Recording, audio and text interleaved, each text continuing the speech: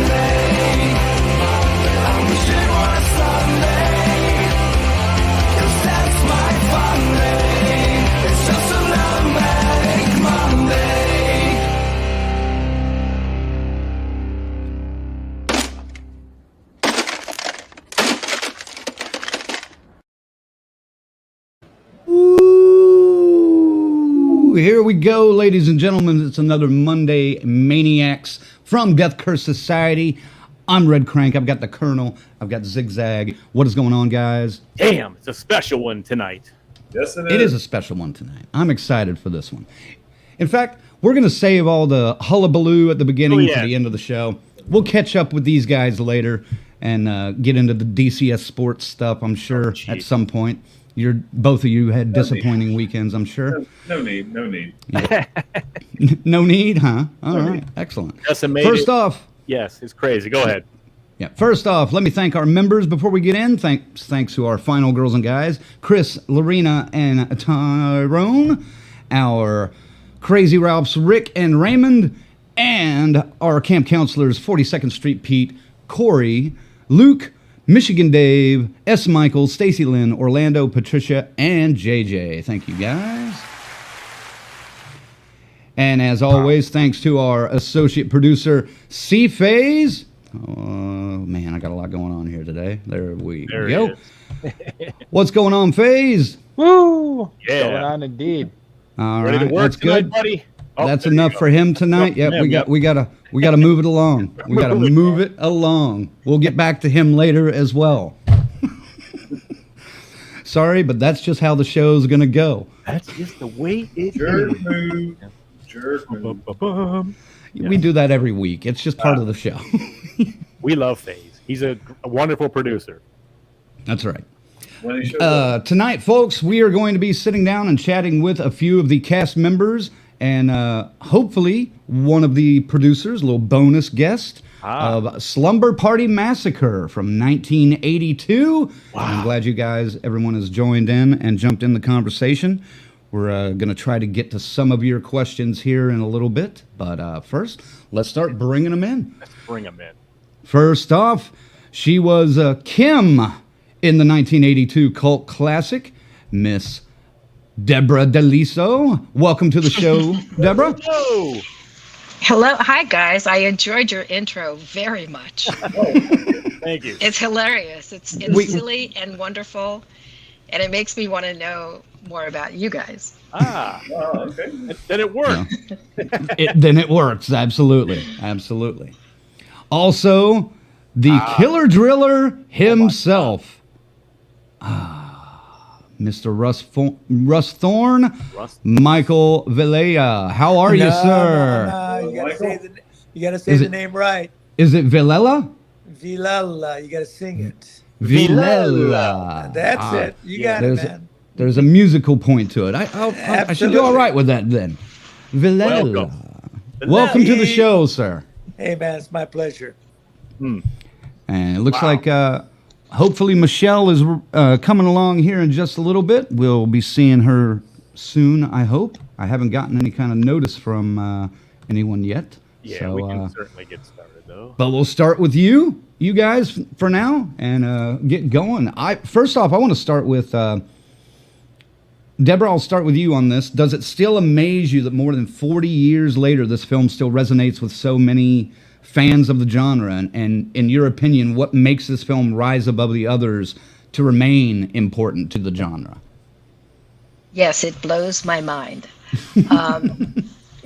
It's just bizarre. I think what... and I've seen it over and over again at the conventions that we go to, and I think it's still scary. It's tight. It has surprise elements. It also has a lot of campy comedy elements. It makes fun of itself. I think the acting is pretty good. I love the fact that Michael, hello, my Italian darling. Hello, sweetheart. Villella, De Liso is talking to you.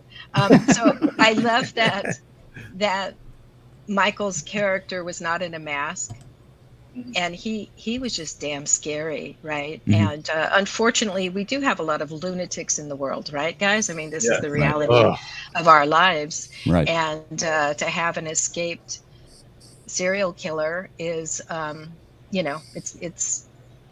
it's frightening. And the girls at this stage of their lives, having hopes and dreams, and then realizing this might be the last night of their lives. Mm-hmm. It's still edgy, and of course it's a Roger Corman film, so you get a lot of the TNA, part of it. Yeah. It was weird for me because I taught high school for 8 years, and I just would keep it quiet. But somebody would find out, another person, and then they're all like, Miss De Liso, we saw your movie. And I'm like, okay, anyway, what I was saying was, and I would try to, get them on another topic, but it has a lot going for it. I mean, let's face it, Amy Jones is a fantastic writer, and she took the script and she did rework it a bit, but she did a great job, guys. What was she, 28 or something? Directing that film. Right. Yeah. And then went on to make Indecent Proposal a few years later, which kind of knocked that genre on its head. Right. Which was great. So well, she wrote Mystic Pizza too, which and Mystic Pizza, Julia Roberts, Beethoven, a lot of really good. And then she's head writer on a couple of television shows. She's a working woman right now. Right. Yeah. Michael, what was your thoughts on this? Lasting so long for now over 40 years. We originally planned this broadcast for the day after its 41st anniversary, but we realized there were some hiccups along the way. But we're glad to have you here a week later. So, what were your thoughts on that, Michael? Well, one is for years and years and years, I did telephone calls. You have to do this convention. I said, what are you talking about? I mean, who cares about this movie, like 30, 40 years ago? And I had no interest at all because I didn't realize how many people are actually involved in this genre? I mean, they love it, and the first time I went, I was blown away when somebody would come up to me and say, I've waited 30 years to meet you. Right. I said, what are you talking 30 years? I mean, or they would bring me a VHS cover, could you sign this for me? Or I've traveled 5 hours to meet you. I mean, that's amazing. Mm-hmm. I mean, just amazing. And it's not just older people, it's younger people also, and one of the things about the people who attend these conventions, I thought for sure, it's going to be rough and tumbly and, rock and roll kind of thing. It's not at all. I have yet to meet anyone that I did not like there. I mean, everybody I met was great. Nice. I'm never a problem at any of them. Just terrific people. Really, really terrific people. We always say. I was really surprised about that. Right. Yeah, we always say the horror community and the rock and the metal and the punk community are pretty much the coolest, nicest people. The ones you would think would be the scariest, Exactly. I thought it was. I said, Yeah. I'm kind of frightened to even go to these things, But everyone's so nice. Yeah. Yep. Well, you made a good movie. I mean, you are one of the boogeymen that terrorized us when we were kids. I mean, Well, as Deborah was saying that doing this film, I was like a regular guy. I could have been anybody on the street. No mask, no makeup, just who I am. that's something. Because at the time we had Jason. He wore a mask. Michael Myers and Leatherface, they had masks. But I mean, you guys were kind of breaking the mold of that, and you delivered it because you were absolutely creepy. You looked off your meds, so to speak, in the movie. So yes, I think you delivered it fine. Well, that's the character, Was there anything like that of a mask being involved? Was there any talk of it on set or anything like that? Never, not even makeup. Nice. Nothing. And there was never any talk about it either. I remember when a friend of mine, I was in New York at the time, says, this friend of mine, Amy Jones, is casting this this horror film, if you're interested in it. So I was coming to LA anyway, and so I was going to read for Mr. Contact, the neighbor, and a friend of mine said, they haven't cast the lead yet.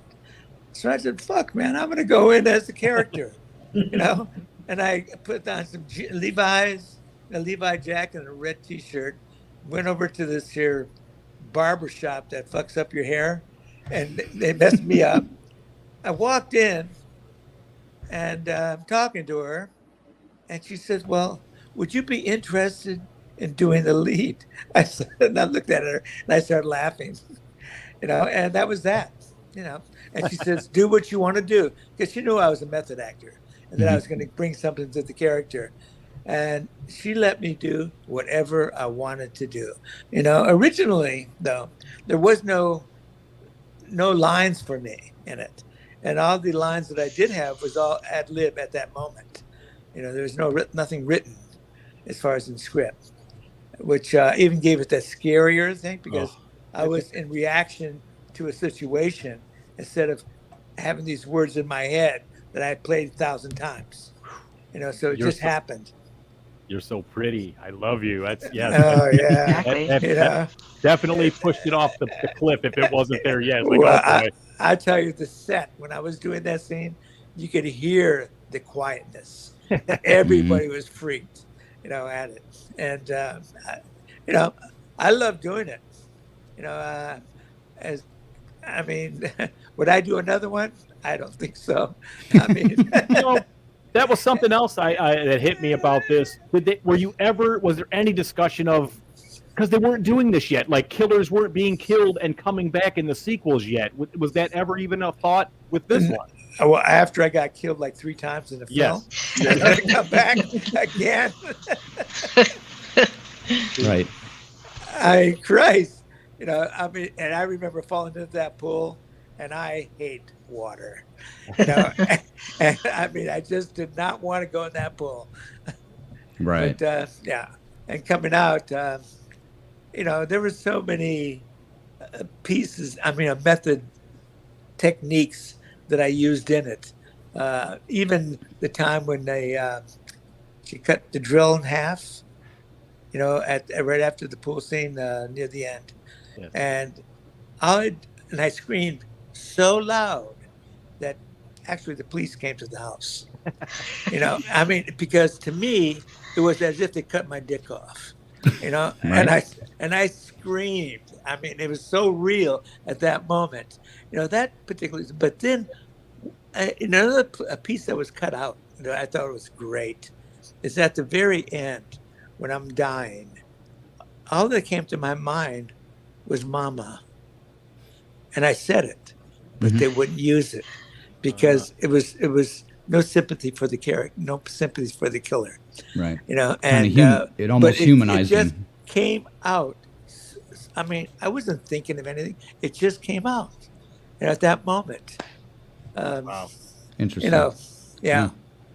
Well, how did you guys first get attached to Slumber Party Massacre? Was there a lengthy audition process, or? Was it pretty simple, Michael? Are you asking me or Deborah? I'll start with you on this one. Okay, for me, it wasn't anything. It was just that little bit that I had. And she says, it's yours. That was pretty quick then. Yeah, and I got the drill, this big, massive drill. And I was taking some acting classes with this fabulous teacher, John Sarno, who is a protege of Lee Strasberg. And every day I would go into this and play with this drill until it became part of me. And the whole thing of me just massaging the handle in a sexual way. Where, okay. I mean, people ask me, "Did you sleep with that thing?" I said, well, let's not get too personal. a good lover never tells his secrets. No, there wasn't any lengthy. Well, yeah, especially when you get away with it.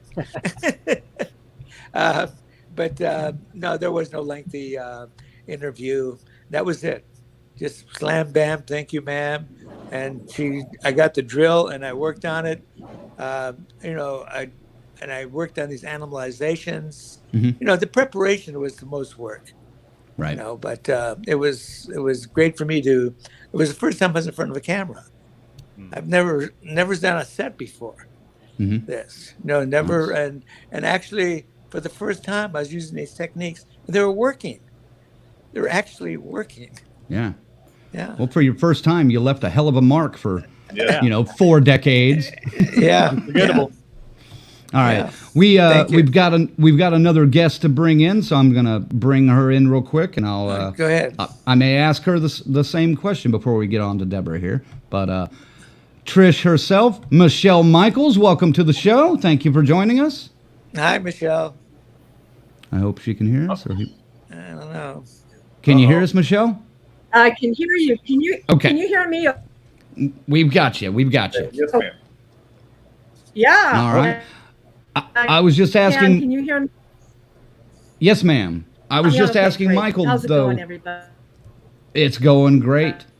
I was just asking Michael, and you can answer this question too. How did you first get attached to Slumber Party Massacre, and was there a lengthy audition process, or were you just in pretty quick? Okay. Bit of a delay on her, I think. Yep. Well, I'm not sure, except that maybe the casting director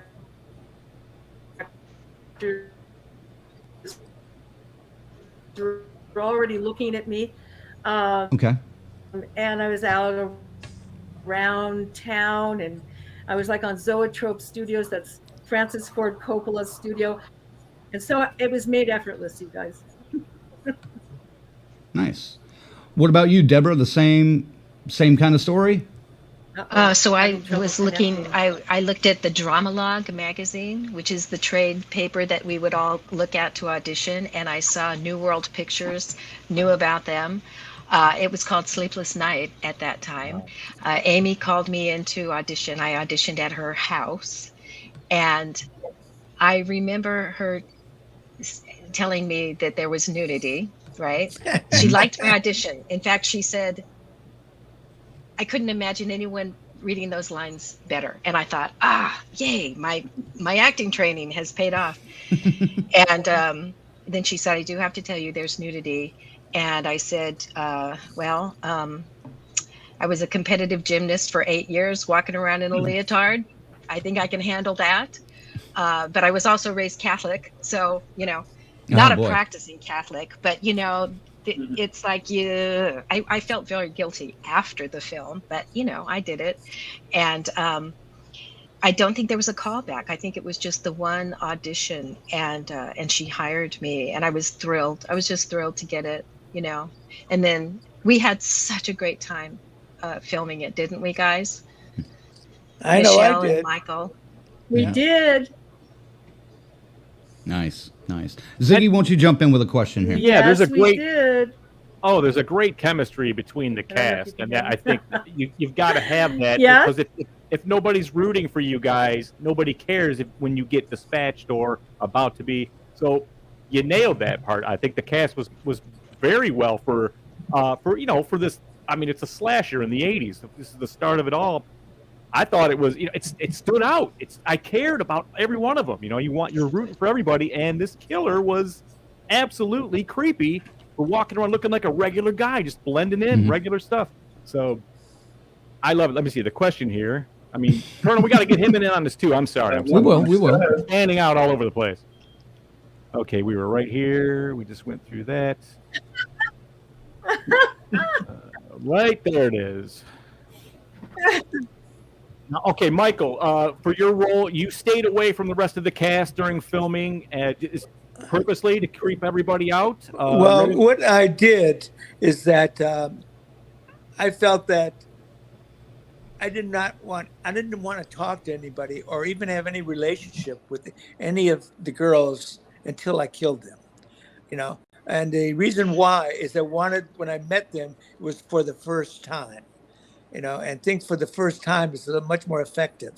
And so while they were eating lunch or had breaks, I'd be hiding in the bushes and I'd be looking at them. They could see me doing that, and they were getting a little freaked out before they even met me, but I'd like look like this and walk away.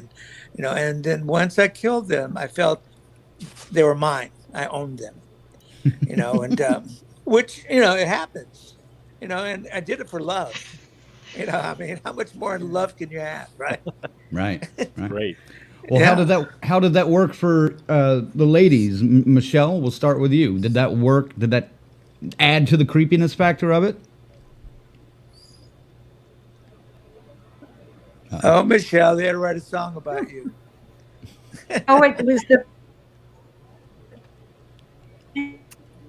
he did the right thing. I mean, I loved his choice. Right, Deborah? I'm just getting bits and pieces of it. Yeah, I think I'm getting bits and kind pieces of not an animal, like a peacock. Yes. That's what I heard. Right. He did it. Michael?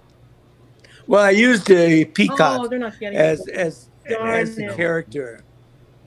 There's this technique in method acting. It's called animalization, and you study a certain animal and you pick out traits of that animal that you want to use.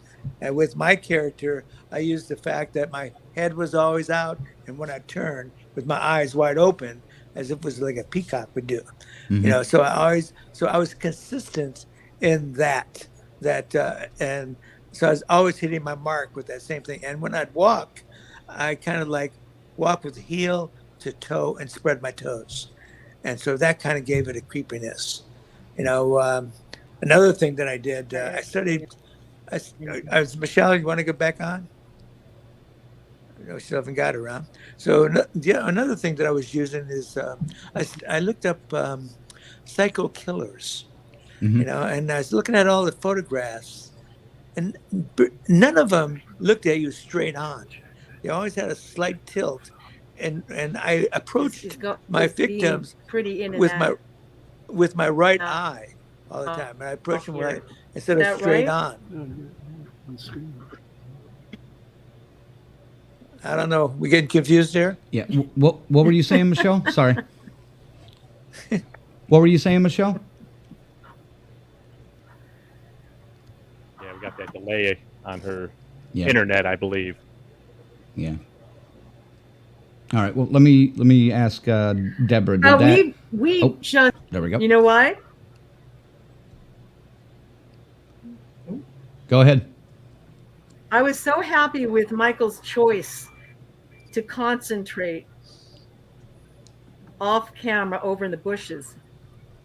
So the Wi-Fi is not working. No, Wi-Fi is in and out. It's a little shaky. Yes. I'm the one that's supposed to be shaky. He's got a point. Yes. I'm so sorry, you guys. We're gonna go check. That's all right. Do you want to? I mean, this is just a possible solution, but do you want to try to reboot your router and then rejoin us in a moment? Yeah. Can you do that? Yeah, maybe. Okay. Yeah, let's try it. Okay. I'm going to go reboot that Right. router right now. Okay, guys? Okay. Yes. All right. Absolutely. I'm Thank sending you. my techie right over. Techie's going over right now. We'll send our producer Okay. over to help you out, and we'll bring you back in as soon as we see you come back in. All right. Good luck. I hope that works. Oh, Hope so. All right. Well, I hope it does too. Yeah. So You know, because there's an old blues song that "Don't start me talking, I'll tell you everything I know." So here I go. that sounds great. Now, Deborah, you mentioned a little bit about the nudity that was in the film. In the exploitative culture of the 80s, what did you feel like? What did you feel you liked and disliked about the sexualizing of the story, and also working with Roger Corman at the time?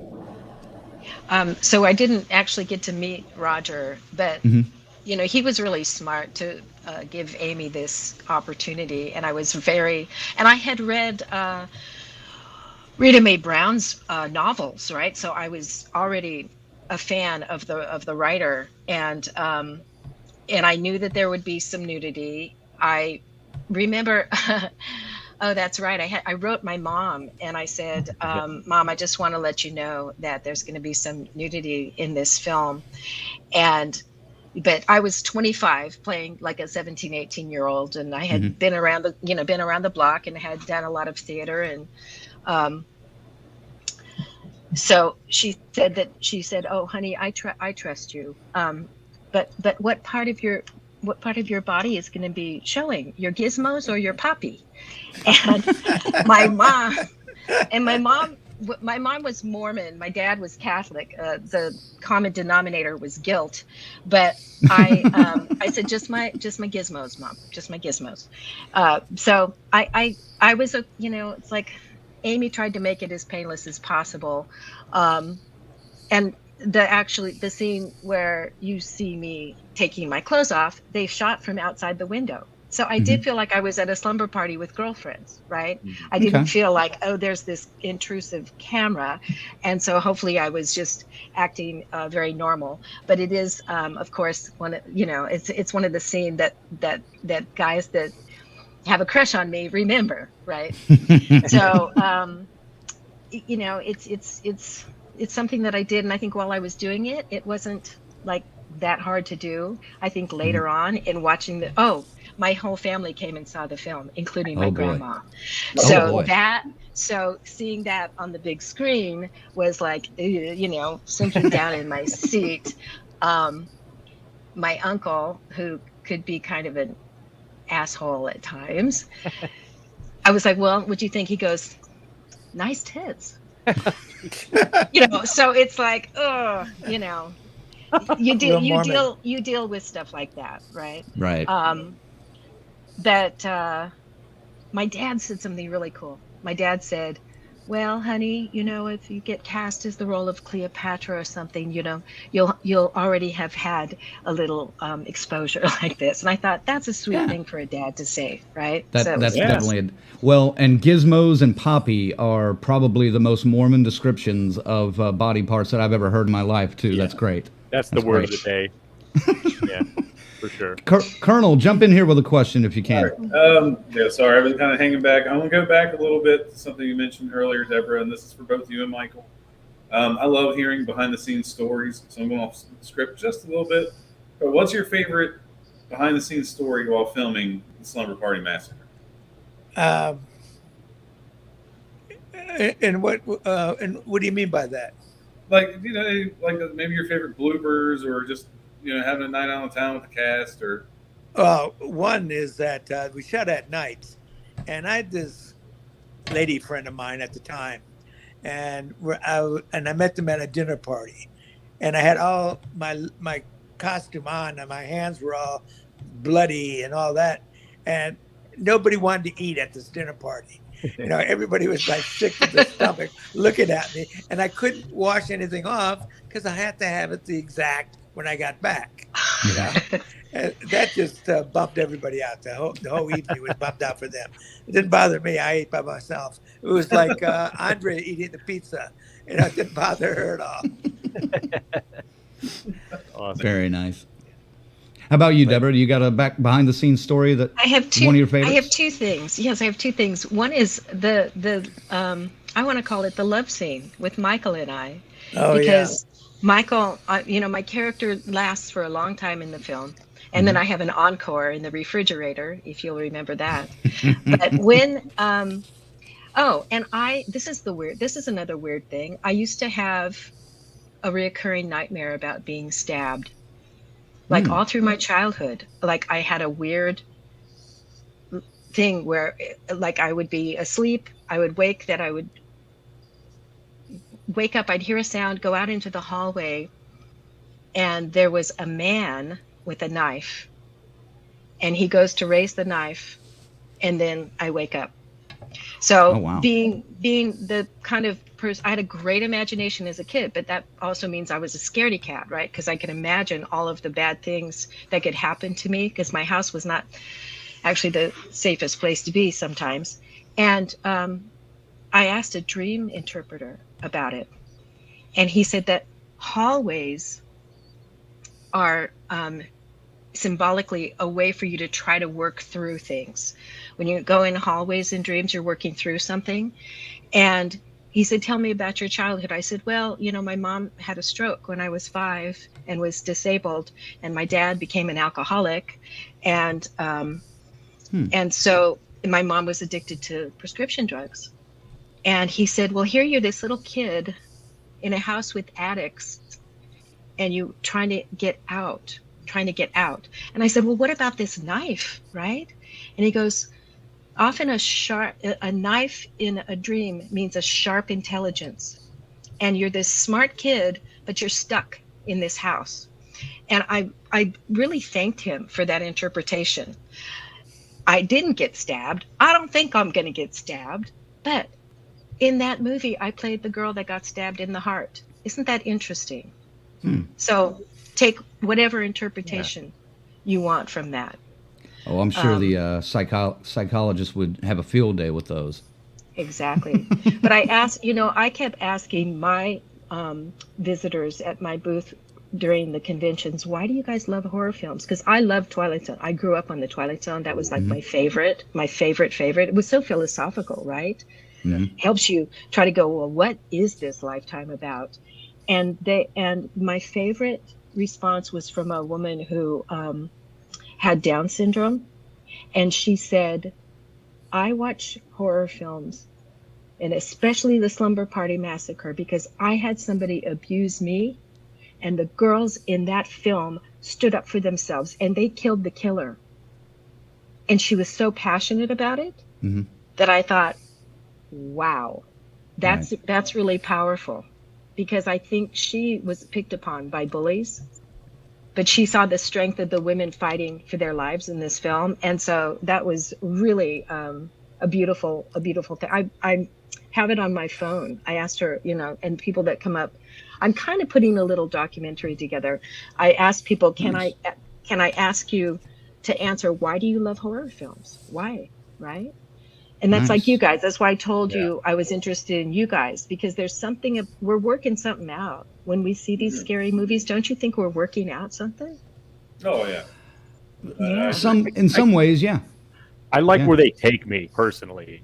You know, it's always been that. It takes me to that place where it doesn't feel safe, like as a kid, if that makes any sense at all. Yeah. And I wish I could still get that from some of the stuff coming now, but it's not like that anymore. Right. But I mean, I can still go back and watch these movies, your movie, and movies around that same time, and I get that. I get a taste of it still. That's for me. Yeah. God, I wonder what I get out of it. Yeah, what the hell does Michael get out of all this? Yeah, I'm trying to figure that out. All right, we got Michelle back. Getting back to this, the scene where Deborah got knifed. You know, that particular scene, I call it the dance of death, because when I crawled through the window, and I took her and I stabbed her, and I danced with her, and then in the actual scene, I danced with her all the way down to the floor. You know, we did this thing, but they had to cut it. And to me, that was one of the best scenes. I loved dancing with Debra with a knife. It was just wonderful. By the way, that lady who's telling you that story about the women never asked for my autograph. Oh, wow. Wow. She stayed away from your table, huh? She stayed away from me. Yeah, I understand. Yeah. Yeah. Mm-hmm. All right, Michelle, how are we doing over there? Looks froze still. Yeah, she looks frozen again. I've got one. Deborah, you mentioned your cameo in the refrigerator when you're discovered, and it's got a little bit of a comedy sense to it. The original script for Sleepless Nights was written as kind of a spoof and a comedy. Now, did you see this script? Was it available? Were you looking at it this way? Were you cast for it for this comedy version before it was turned into this more straightforward slasher? I would say that the original script that I read, Sleepless Night, was probably even more like tongue-in-cheek than Amy's version. And I think Amy had to do the Roger Corman bidding, right? I mean, it was, Rita Mae Brown is a lesbian feminist novelist. So I think she wanted to, empower the women more. But Roger was like, well, we got to have, we have to have the violence. We have to have the TNA. And I think that Amy had to follow that formula. But I think she also did a great job of having comedic moments. And that was me in the refrigerator was actually pretty challenging because I had to hang onto a hot light bulb, right, and go out and fall and come back in, and then when they close the door, I'm like, But you do. I feel like we all kind of did our own stunts, didn't we, Michael? We did our own stunts. Absolutely.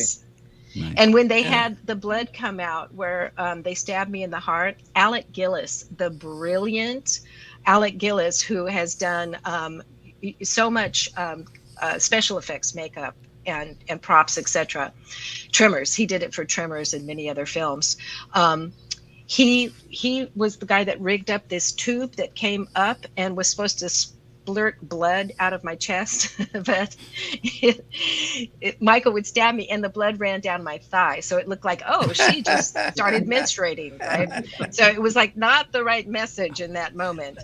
So we had to do that 3 or 4 times because it just was not the right place for the blood to come out. Right. So that was another behind the scenes. Yeah. And we always had to maintain character. Yes. I mean, we wanted to laugh. But we yes. Oh, yeah. I bet you had to do a couple of takes just because somebody was laughing at the wrong moment. So. Well, he was so good. Michael was so good at staying in character. It's absolutely true what he said, that he would be like craft services. We're out on the patio. We're all going, oh, thank God we've got a break. We get to eat. And he would not eat, not with us. And he would be back there stroking his drill and watching us. And Michelle and I are like, he is so creepy. Oh my God. Let's not look at him. See, I don't know if you could get away with doing that on today's film sets. No, you couldn't. You'd be sued like a in a second. You'd be sued in a second. Yes. Yeah. Well, here we go. We got a couple of comments from people watching. Kristen says, I will never look at my dog Gizmo the same. I love it. Sorry, Kristen. Welcome to Death Curse Society, where we even make you question your dog. I don't know. Bill says, "What about you guys? Best kill from the movie? Thoughts?" I'll start with Debra. Yeah, got it. Well, I thought Brink Stevens was amazing, and she's one of my girlfriends. And Michelle is a girlfriend now. I'm telling you, we bonded as women in this film. I think that the scene in the locker room is so damn scary at the beginning. Yeah. It just sets the tone for the rest of the film. So that might be my favorite. My favorite. Well, yeah, Aaron Lipstadt, though. Aaron, our producer, getting his eyeballs drilled out as Pizza Man. Yeah. Right. That's a shocker, but also funny. I mean, in its dark comic way, right? The Pizza Man. Come on, that's kind of funny. Well, it's the fact that she goes and gets a slice and goes, I feel better. I really do. Oh my God, yes, Andre, that was so great. Yes. I love it. All right, let's try this one more time, Michelle. Yeah. There we go. Hey. That's all right, looks like we switched to a phone. Yes. It's All right. okay. Well, it's working. Welcome. Welcome. You sound like $1 million now. Okay, we'll start with a fan question. Bill wanted to know what is your the best kill in the movie or your favorite kill in the movie. Him and Jacob are curious about that. Wow, that's a great question. The greatest kill in the movie was probably, you know what, right? You guys can guess what this is, right? I have a feeling. I like Deborah's answer though. That opening scene in the gym, chasing Brink around is pretty solid. Thank you for saying that. Brink was incredible, right, Deborah? And that was an incredible. I would say, when you're opening up a slasher, you've got to really take your audience somewhere. And I know that our writers did that really well. And I know Aaron had something to do with that, but for sure, Amy had a lot to do with that. I know that you asked that, we wonder about why is the killer right there before us so quickly? It's because it's a great way to drive the story. That's my feeling. I mean, that was a good one right there, Brink, for sure. That was one of the movie. And I'll tell you, that's one of the first times where they actually switched to the killer's point of view during the stalking. I mean, we got a little bit in Halloween, but I mean, that wasn't a common thing back in '82. Right. Yeah. What do you think made that happen? I think it was the amazing and brilliant talent of many writers, a collaboration that didn't go awry. It stayed pretty strong, stayed right on point. I think your killer had the good look too, though, to pull it off. I think that is probably a lot of it to make that work. He was a peacock, yeah. well, let's ask the driller killer himself, Michael. What's your favorite kill from the movie? God, I loved every one of them. Of course you did, you driller pervert. I mean, to be in love that many times and possess so many women in an hour, a little bit more than an hour. I mean, how could I not love it? But I'd say one of my favorite scenes is the Deborah scene of stabbing her. I loved that scene and the rhythm of it, of the slow dance to death all the way to the floor. Wow. That to me, it turned me on, actually. That was a great scene. And the other one was a violent scene. It was outside the house when I was stabbing one of the guys. And I got so caught up in the stabbing him, and like guts were flying out and everything was flying out, and everybody's trying to grab me to stop me, and all that was cut out because originally the film, I think, had an X for excessive violence, and at that time, they wouldn't allow. Today it would be great, but at that time it didn't, and a lot of it was cut out.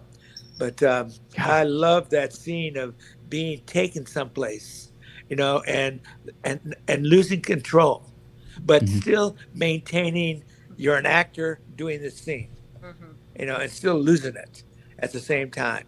I love that place of that, of consciousness and unconsciousness. Letting go. Yeah. Well, I want to give What's that? I want to give you guys a chance to kind of Hold on. reminisce. Hold on, Craig. Deborah, I'm sorry. I saw you had your hand up. I'm so sorry, but I have to go teach class. I have to even, yeah.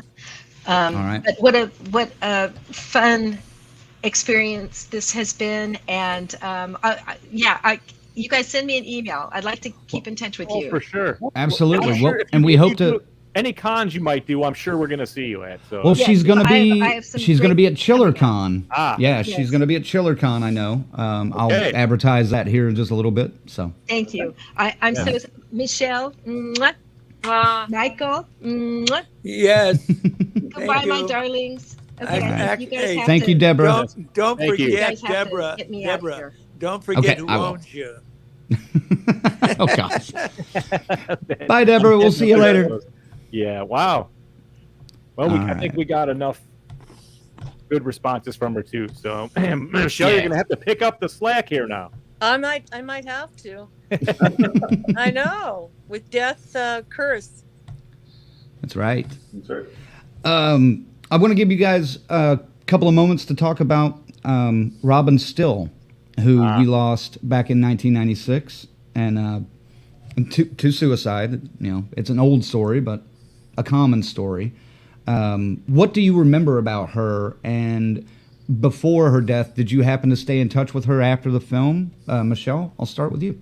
Oh, wow. I really loved Robin in the movie. She was a great final girl, and I really played off her contextually, enjoying the girl next door that I wanted to invite so badly to the party, you know. Mm-hmm. But nope, we didn't stay in touch. But boy, did I yeah, but she's great. All right. How about you, Michael? No, I never stayed in touch. Actually, I didn't stay in touch with anybody on the film. The only one that I stayed in touch was Aaron Lipstead, who was a pizza man, and we're still today friends. You know, but not at all. But I did like her performance because she was so. Her rhythm was different than anybody else's in the film, you know, and she kind of gave it that sense of being normal almost, or a calmness to it, you know, and I like that, you know. Of course, I never did own her, you know, so. Right. Yeah, she cut your dong off. Yeah, she did, and you know, I wish I could have said I got off on it, but I didn't. Colonel, jump in here with another question. Yeah, this is for you, Michelle. Since you weren't here from the start, I'd just like to hear your thoughts on it. Obviously, 41 years later, did you expect the Slumber Party Massacre, this film, to still have such a effect on the horror genre as a whole? When you're, you know what? Of course not. That was, but so thrilled and delighted that this has actually happened. It's an incredible connection with this audience who loves the movie, and you know that they that we, you know, you got that the feminine lens there, and that may have given it a special attraction that would make it continue on the spectrum, because it became in a kind of way, it became history through its modern values. Yeah, right. It stands out. It definitely stands out because this is the front of the wave that was coming of the slashers right at this time. You guys led the way, and this one, criminally underrated, is Slumber Party Massacre. Right. Yeah. I mean, I wondered, do you think there's a chance that there's an uncut version out there? Does that footage still exist? Is it out there somewhere? No, it's not there. It's not there. Yeah, I doubt it. I've asked many people about it. Even Aaron researched it. He couldn't. There's nothing. Yeah, he's the one who would know. Are we talking, when you say uncut, you're not talking about Rita Mae Brown's original screenplay, are you? You're talking about a version with all the say some of the extra gore added into it still. Oh wow. Yeah. No, there is something that I'm not going to tell you. It's proprietary.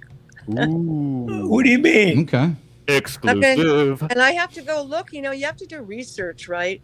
You guys, even you guys tried it, Michael, and you didn't come up with anything. But I did look, but I didn't go very deep. I just kind of went to my normal places where I do find stuff, and nobody knew anything. Right. Well, it's uncovering something. I know that, and I know something, and you know there is a book coming out, you guys. Right. Right. Right. Yes, I have heard a little bit about that. Knew that.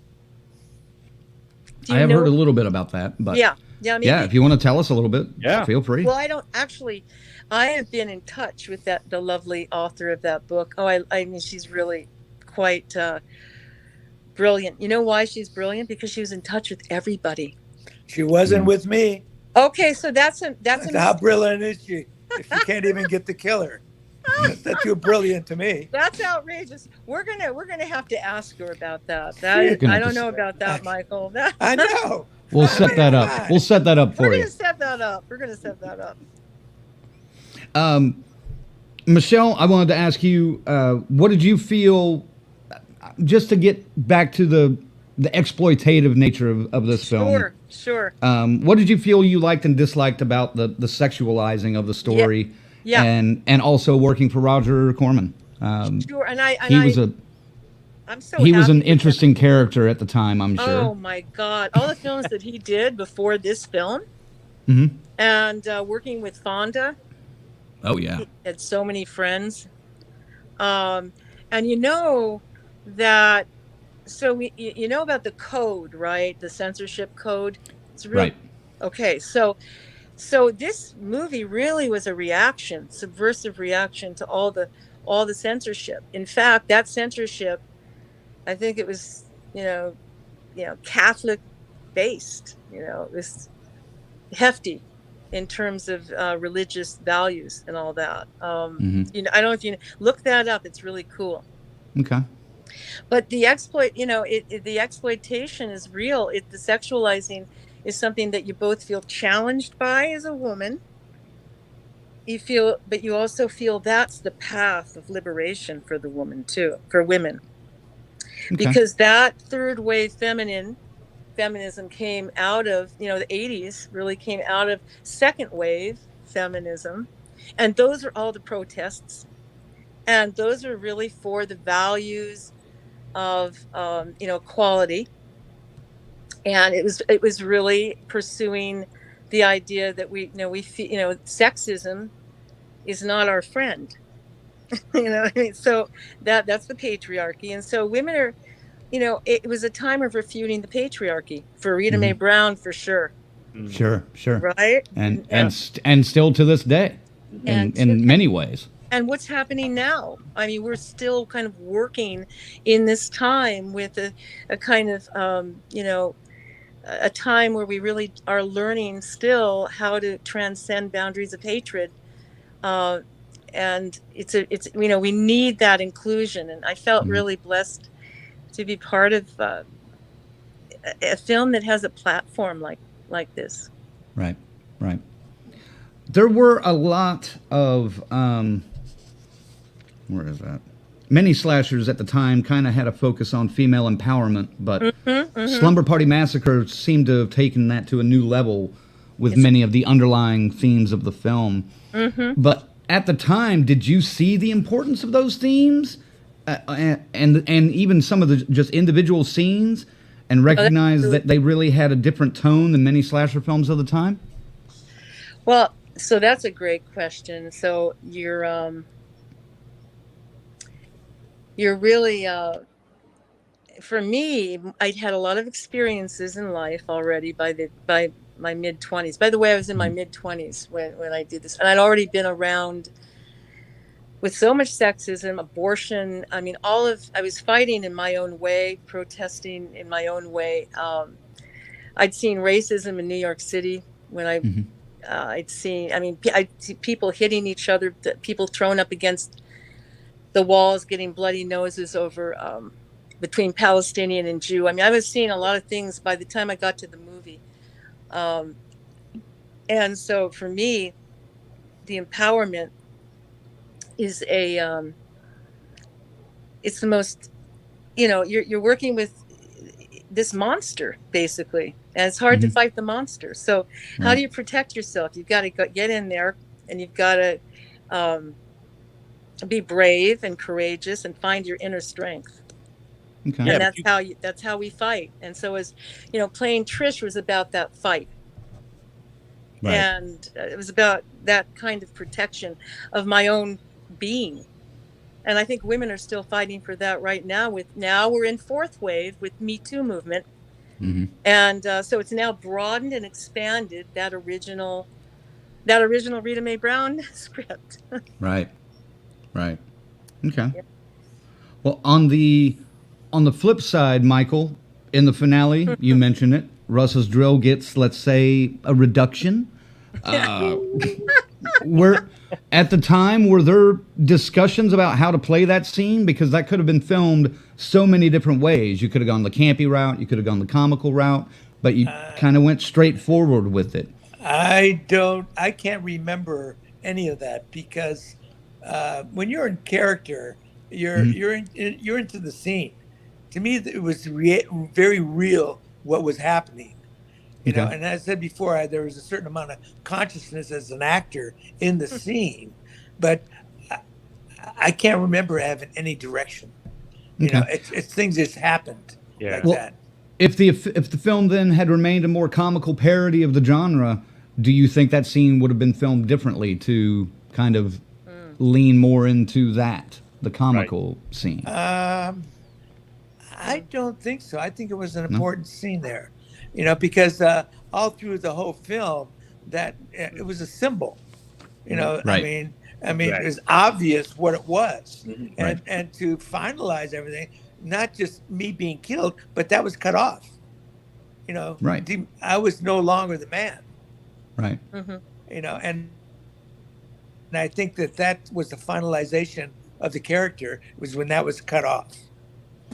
Okay, I want to go a little deeper then. Do you think if Russ had survived that movie, would he have still remained a killer? Would he have had that killing desire within him with the drill cut off? Well, the thing is that, you know, when you do a character like that, you have to write a backstory. You know, to give him any reason to even be in the scene.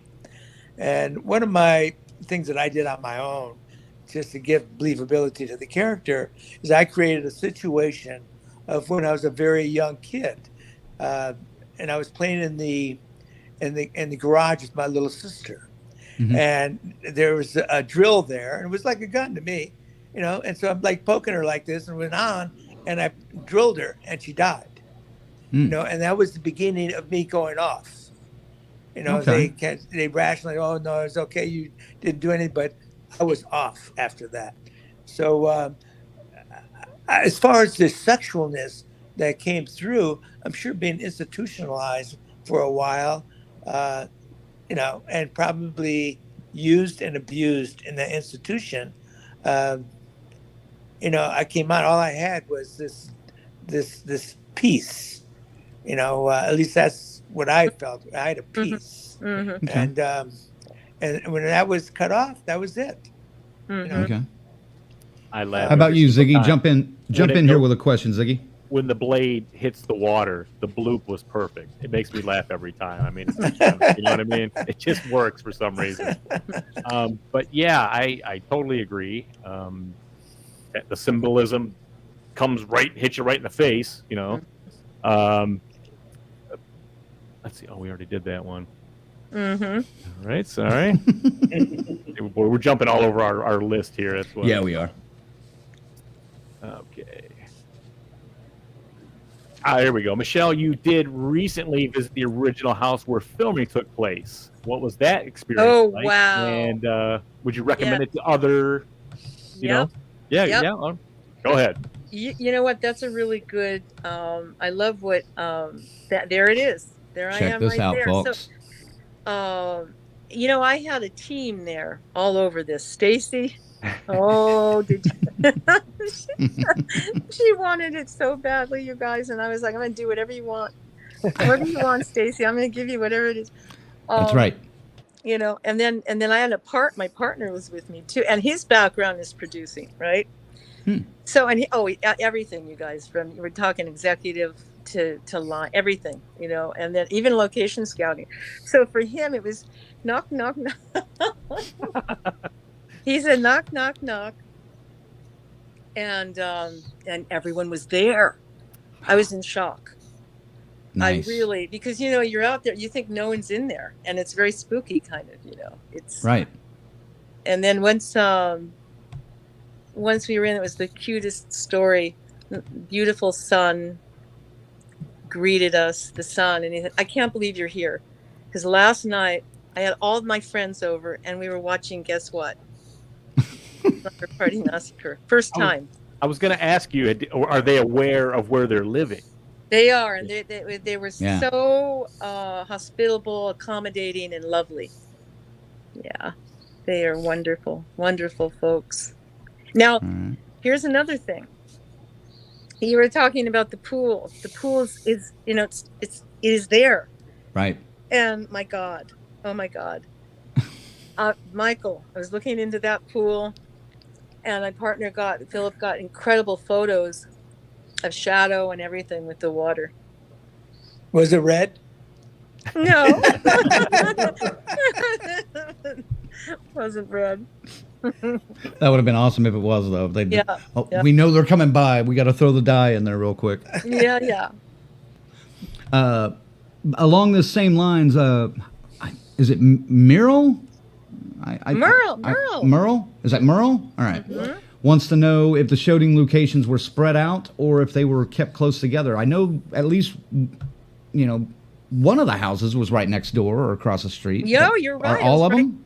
It was right next door, right, Mike? Yeah. Right, Mike? Yeah, right next door. I remember carrying my bodies from one house to the other house. Yeah. Nice. All right. Colonel, you got something? Let's do another viewer question, because I feel like we haven't gotten to a lot of those tonight. So Okay, you got. go to the viewers again. Okay. There's our buddy from the Terror Express. He wants to know, did Rena Mae Brown have any say in what translated from page to screen?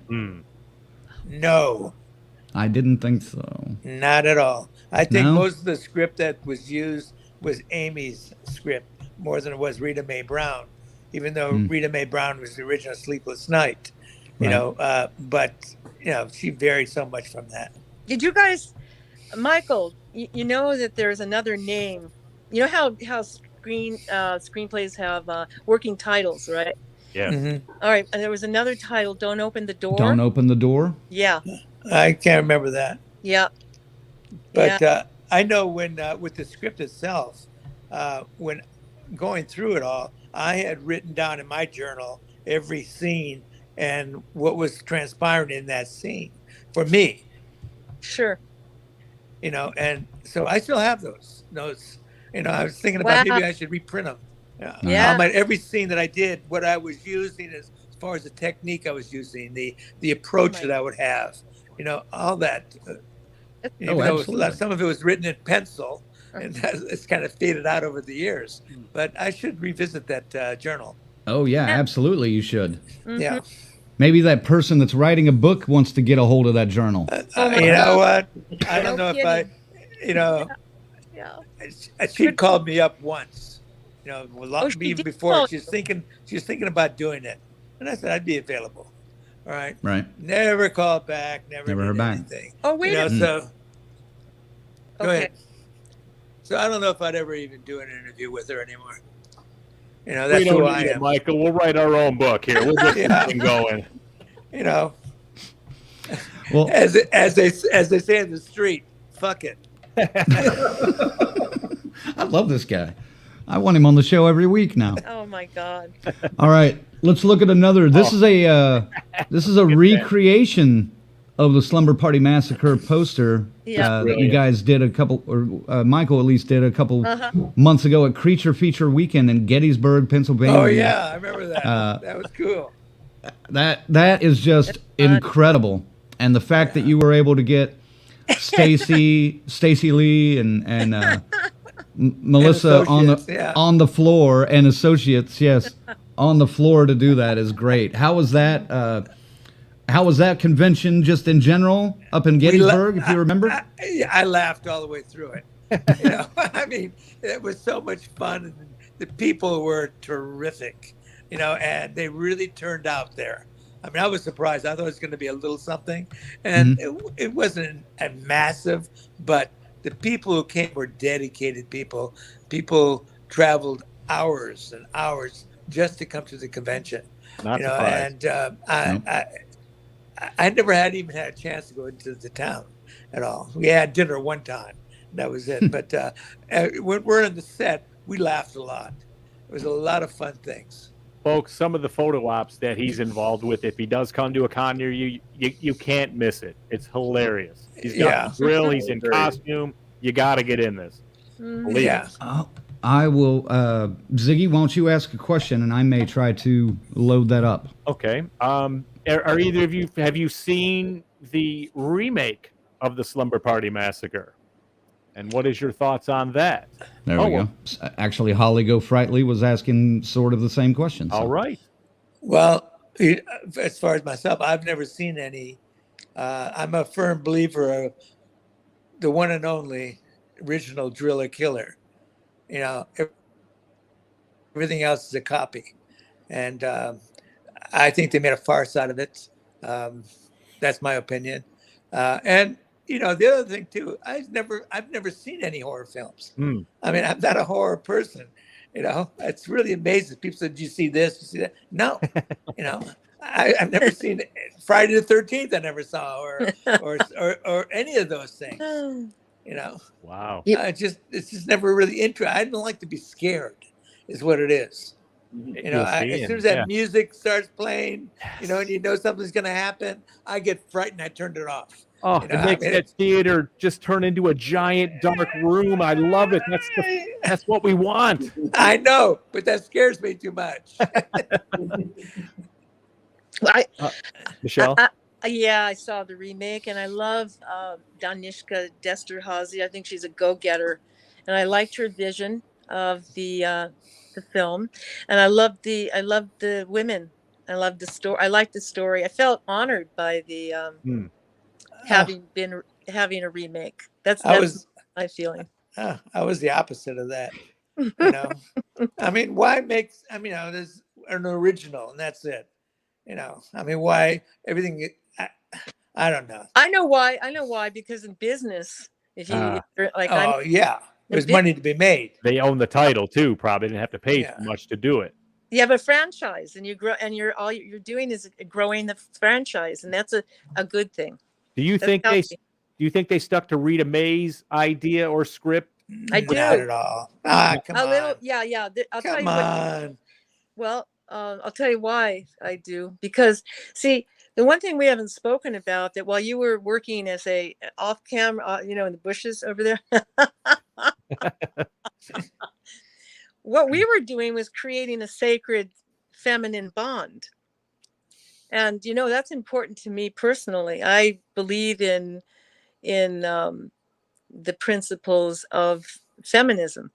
And so it was a really great thing for me to create that kind of sacred party, ceremonial dancing. And what that is in its own way, it is, it's a subversive action, because what we're saying is, you know, stay out. This is our party, and we want it done like this. And I thought Desterhazy caught that pretty well. And so that had to do with Rita Mae Brown? Because, Rita was all about, Rita, I know who she was, and I know what she stands for, but I don't think I'm probably making this up. You know what? I could be fantasizing a little bit. I think you are. I think that you're patting yourself on the back a little bit, which is okay. There's nothing wrong with it. Is it okay? Oh yeah, for me it is okay. Just checking. Yeah, no, I mean I loved you in this film. I'm one of your greatest fans. I'm one of yours, Michael. You know that. Thank you. I am. I do kind of tend to. I like the original a lot better. I do think it was executed perfectly. You know, right. I mean, I did feel the message was a little heavy-handed for a horror movie. You know what I mean? Yeah. With the new one, that's all. Yes. I mean, no, I get it, because see, the collaboration between the writers on original was like really like a diamond. It was a diamond cut, and I agree with that. I agree with you guys on that. I thought it was a little heavy, long. It was, and it wasn't as, But I love Desterhazy. I love her work. Mm-hmm. Oh, it looked good. It looked good. Yeah. Yeah, I don't know who she is, but she had a lot more special effects available during that time than we had at the moment. I mean, we're just like doing it on set. right Yeah. there. I mean, nothing was available for us. Yeah, that's Yeah. it was all innovated in the moment, Yeah. spontaneously with Yeah, a Ed. lot of it was. Yeah. True, yeah. And it looked good though. I mean, it holds. It's better than a lot of your peers out there that at the time that were coming out with their effects. I mean, the poked out eyes on the pizza guy. That's good stuff, man. It is. I mean, our Aaron is our Aaron. Oh, we that movie would be nothing without Aaron. Aaron's a great guy. I have to tell you, he's one of the super guys. Aaron. One day we'll have to talk to him too. Yeah, I put him, thought maybe actually, he was coming. Actually, I just talked to him this morning. He was going to try to join us tonight, but we haven't seen him yet. So We not, Yeah. Gotcha. he's got the invite. He may still pop in here. We got a little bit of time Right. left. right. I don't know if I can show this very well, but I'm going to actually give me a couple more minutes. Colonel? Jump in. No, that's fine. I have a question for you, Michelle. Hi. Obviously, Michael, came up with a backstory for his character Yeah. and everything. Did you come up with a backstory for Trish, or how did you get in that mindset of playing Trish? So that archetype, that protective female archetype with that female empowerment was something that I was walking with so much inside me. I was really, and other roles, many roles, I had played that kind of hard. I played a feminist. I even played a lesbian. I played these activists kind of, and those are like my favorite archetypes. They're very strong, and so I had a little bit of that. So I think I walked in a little bit with her, naturally with her, and that I had done with a lot of other characters where I'd done the character before, and I was able to kind of take the shape and contour it accordingly. I don't know if that helps. But the subtext for me was so important, and I was working very strongly with that, with an inner subtext. Okay. I love hearing the process. So me too. I'm huge about behind the scenes. I loved it so much. I loved. By the way, I mean, so partying was my thing. I mean, I did radical party. I created all the parties for my friends, and we were when mom and dad were away, the house was filled, the pool was filled, and you can imagine. The thing is that when you get a little older, though, then I got a little bit more into craft, and I was a little more serious, and I was like, okay, so partying isn't my thing right now, but now I've got to create that, which I know. And so that was something that I had to focus on. That was a really big thing to create the important connection between the other co-partiers. And really important, the bond, everything, and then creating the human kind of value out of that. Yeah, we talked about the bond you guys showed on camera earlier. Before you got in. Yeah, it was fantastic. And it's great. It makes you're rooting. We're rooting for you guys. And that's hard to do. If it isn't done right, the whole damn thing's not going to work. Nobody's gonna, You're on the pile. You're what's the other one? Mausoleum. Just nice poster, but not a great movie. Yeah. Well, come on, guys. Didn't you root for me at all? I mean, come on. It was kind of hard to root for you, Michael. No. To be honest. We do now. Well, yes. I mean, I was spreading all that love. I mean, what else would you want? I'll tell you what. If we're rating the killers, the driller killer Russ Thorn is getting mentioned for sure in the legends, man. Don't worry about it. We will see to that. Good. I like to be stroked. Speaking of, it took a minute, but there's one of the in costume photo ops that you can get a hold of. This is brilliant. It's amazing how they did that, isn't it? They put out that whole background. The bedroom. I mean, it's crazy. Yeah. It's crazy. It was How done did really they well. do that? Oh my Yeah. God. So, and I also I need this. Let me switch gears here. Remove that, and then Michael, are they going to be doing that at Days of the Dead, where you'll be up in Chicago in November? I think they're going to do that plus. I think Okay. there's a couple of slashers over there. And I think we may do a photo shoot with a couple of slashers together. Nice. You know, and maybe slashers meet in hell. We can call it. There I you don't know go. what they call it, yeah. But I always thought that'd be a great film. But all the old slashers meet in hell, you know, and what happens. Kind of the Expendables of slashers or something. Yeah. You know, that could be interesting. Yeah, Whoa. it could be interesting. But anyway, that's don't forget Days of the Dead. That's November 17th or the 19th. Right. In Chicago. All right. Yeah, so it should be fun. We'll definitely do some photo ops there.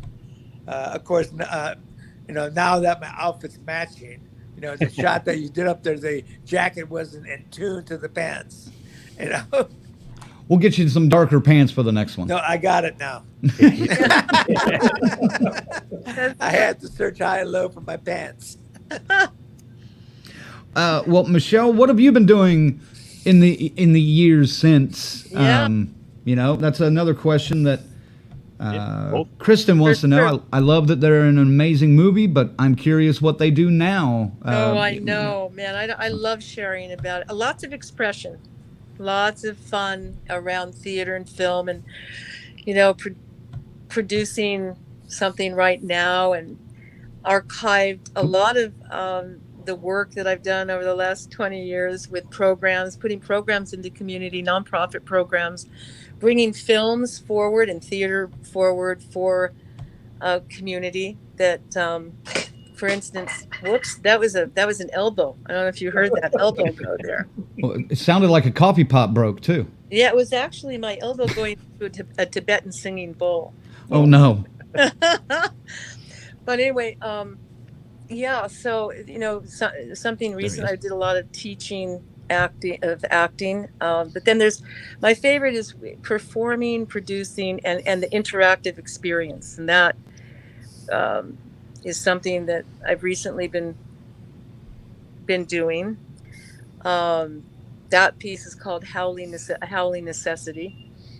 There was another piece, Black Son, No Father, that I directed. It went to Edinburgh, Scotland, for the Festival of Edinburgh there, festival in Scotland. Nice. Yeah, on and on. One woman shows, you know, all of it. A lot of stuff. Then New York City, a lot of commercials. Back then, I'm going back now, backwards. Okay. But that's it. Yeah. How about you, Michael? What are you doing now? And right at the present, I'm writing a screenplay, and it's a coming of age social drama that takes place 1953 to 1955 in Detroit, and it's about this young kid who is struggling between his immigrant family and the new world of the cool, and his problems and how he was influenced by black music pre-rock and roll. We're talking about during the time, like Billboard, I had a category called race music. There was music, black music never played on the radio, all right, and mostly sexual undertones to it. And then they changed the name from race music, they changed it to rhythm and blues, you know, and from rhythm and blues came the doo-wop at much later, and then the rock and roll. But, and this kid, he ends up being so influenced by black music, comes to the point where he thinks he's black. He dresses, he acts, he does all this. And it's a good story. And it all bases around music of the time. You know, so a lot of the scenes are opening up with a particular music. Anyway, it's coming along really well. Nice. I just watched a documentary on, I think it was on CNN, about Little Richard. Yeah. Yep. Well, Little Richard, there's a great scene that I wrote about this. You know, when Tino was being, his friend was going to cosmetology school. school. So Tina said, well, can you make me look like Little Richard? And he says, yeah, come over. So he dyes his hair black, and he's doing this whole big pompadour like Little Richard. And then the kid gets up, Tino gets up to walk away. He said, wait, one last thing. And he draws a little pencil mustache on him. Oh, yeah. And he looks at it, smiles, and says, Little Richard. It was a good scene. Anyway. Nice. Yeah. Well, good. Jacob has a question for you, Michelle. He says, there's a scene where you and the girls are in the kitchen and you pick up the coffee pot and touch the bottom after it broke. That's why I mentioned the coffee pot when you knocked your elbow into something earlier. Okay. That's superhuman powers, tell Jason. Yeah, he says, how are you able to do that? I've got superhuman superpower, my inner superpower working. Yeah, that's right. Just kidding, guys. You know what that is? That's what's called your script supervisor, or your that's where your crew didn't get it. You know what I mean? But boy, when I saw that, I went, "Ooh, yeah!" I felt like Little Richard. Right. I felt like Little Richard. That's funny. That's good. Continuity director. The continuity, yes. Yeah. Thank you. Continuity it is. That's right. Yeah. Colonel, what else you got? I have a question for you guys. This is a lighthearted one. Obviously, the driller killer is the most terrifying person in the movie. But what about that neighbor? I always thought it was a little strange that he's in your house. Mr. Content. Yes. Oh my God. Yes. He was. Are we talking Rig Kennedy? I was talking more of the character than. Yeah, right. No. Yeah. His Rig was also a little bizarre. No, Rig was great. He was a writer. And it's actually we've shared. He actually shared some of his writing with me back behind the scenes there. It was pretty good. But I thought he was a great character for driving the story again, because talk about down. There's your comedy right there. Yeah, it was comedy. Yeah, definitely. That's the original character I read for. Ah, yes. And that's what I went in reading for is Mr. Contact. But I was dressed as the killer walked in. Right. See, to me, he comes off like in another horror movie, he'd be the red herring where you would think he was the killer, but we already knew that Russ was the killer, So, I mean, it was always like, wow, yeah, he's just there for the comic relief. I thought he's a little bit of a sex addict or something. He's beating me to the women and staring through the window. This guy wasn't all there. His backstory must have been incredible. Oh, yeah. I mean, he goes right over to the pot. He's all, pot out, smells it. Yeah. Good killing snails. Yeah, who goes around killing snails at midnight? This guy was peeping Tom. But that's a good cover story, though. Killing snails. Yeah. Why not? And better than some. Him while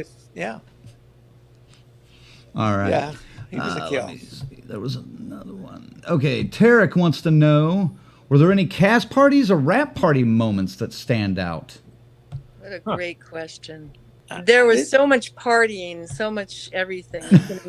We would be up through the night. We would be up, and the mornings, my God, were really hard, I thought sometimes. But then you had to really get, quickly to your feet. Mm-hmm. Yeah, I was so disciplined, but so the parties for me, I mean, it wasn't the partying, it was more the working through the night in the party.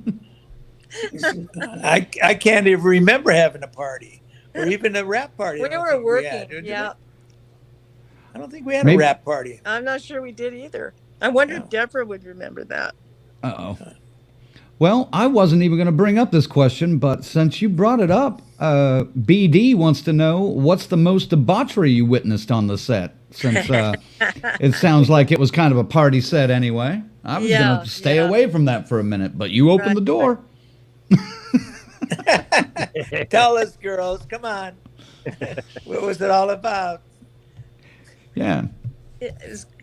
I have to share, we were so dedicated and committed to the gooey messes that we were creating with our makeup. and they were all experimenting, right, so much that what we were really having fun with was the innovation of creating out of nothing. We were, a lot of people were from New York, a lot of the crew, we were from everywhere, and everyone was so committed to this to making a great film. That's what I felt, the commitment. Okay. And of course Amy, oh my God, she was so committed, everyone. Wow. You know, I have to say something about the conventions. Yeah. When I'd have people come up and I'd sign autographs for them, I'd ask them different things about different scenes. And what a difference asking a man what their favorite scene was and asking a woman their favorite scene. Oh, you sure. know, and it got into such sexualness, you know, and how they're turned on. And here, most of them were 12, 13, 14 years old when they saw it for the first time. So I can imagine, you know, I mean, there was no porn during that time, you know, no internet where you can just turn on whatever you want. Right. Not easily accessible porn. You know, here it was, the scene, shower scenes. I mean, can you imagine? I would have loved to see that when I was 12 years old.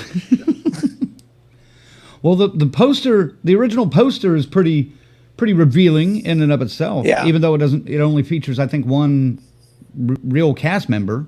Yeah. Yeah, none of us were in the poster. Yeah, but you know, Andre was. It's true, Andre was. Yeah, Andre was the only one. Yeah. So that cover, and especially in the video store days, that was one that a lot of young eyes probably gravitated to. Oh, are you kidding me? You know, Gosh, I mean, it's amazing how many conversations I got into about that. I can imagine. Well, Merle wants to also know, can we talk about how they felt about the coach character? She was almost set up to be the hero, but yeah, she didn't make it. Hey, not entirely. Michelle, do you want to answer that real quick? She was like a heroine to, you know, for us. She was we looked up to the coach so much with her. Oh my God, she was so good on the basketball court. You know, I loved you know, the camaraderie with that character. Right. It was good. Excellent. All right. Well, we have just been joined by someone else, ladies and gentlemen, the pizza man himself and co-producer, Aaron, Aaron Lipstadt. Aaron, baby, how you doing? How we doing, Zach? Doing great. I'm sorry I'm late, and I'm sorry I haven't missed everything you've said up till now. I'm sure it was fun, fascinating, but well, this is Los Angeles. I've been sitting in traffic for 45 minutes. We completely understand, and 2 weeks you know, we'll be there. if you start to repeat yourself, we'll just give you a demerit, and that's okay. We'll just move on. How many demerits do I have before I? I don't know yet. You haven't. Well, now for asking that question, you have one. So. Yeah. No, thank you for joining us, man. We definitely appreciate it.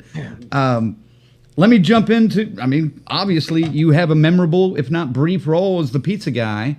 How did that come about? Was that just a necessity thing? Did they not want to hire an additional actor, or was somebody not showing up? All of the above and none of the above. Boom. Oh, look at that. Boom. Oh. So my job was to keep this show on budget. The budget was very low, as I'm sure you've heard. And there is one stunt in the movie, which is the pizza boy gets thrown down a flight of stairs. You can see where I'm going with this, right? I do. The cost of a stunt versus free is considerable. So that's how I got the job. Yeah. Did you have experience falling downstairs, or? Not sober. Perfect.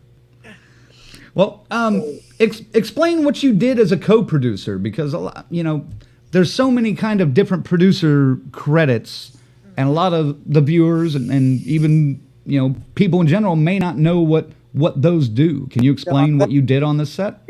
That's a really good question, because it's absolutely true. There's, you know, you look at a movie or a TV show and you see 15 producers and say, what do these people do? And let's say briefly, a producer can be a huge range of things, starting with, I have an idea, I hire a writer, the writer writes a script, He sells it to a studio. That may be the end of it for me, except since I had the idea, I'm a producer and I will get money for the rest of my life. Or I option a book. I may have nothing else to do with the movie, but if I option this book and get this thing rolling, I'm a producer.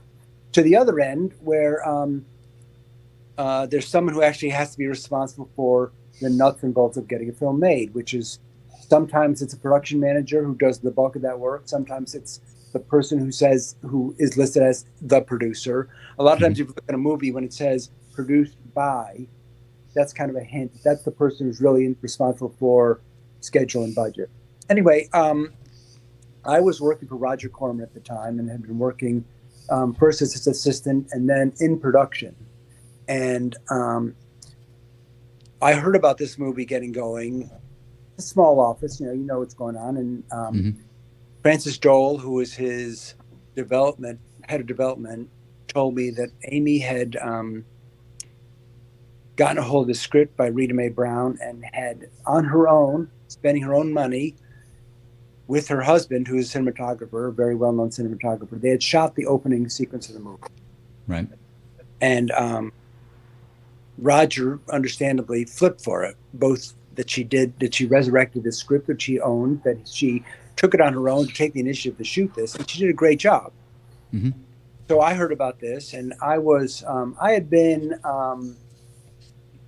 starting to produce for Roger, but I was really excited about this project. And I called Amy on my own. I said, look, I want to work on this with you if this gets going. And she said, great. And Amy, even now, but at the time, she looked like she was 15.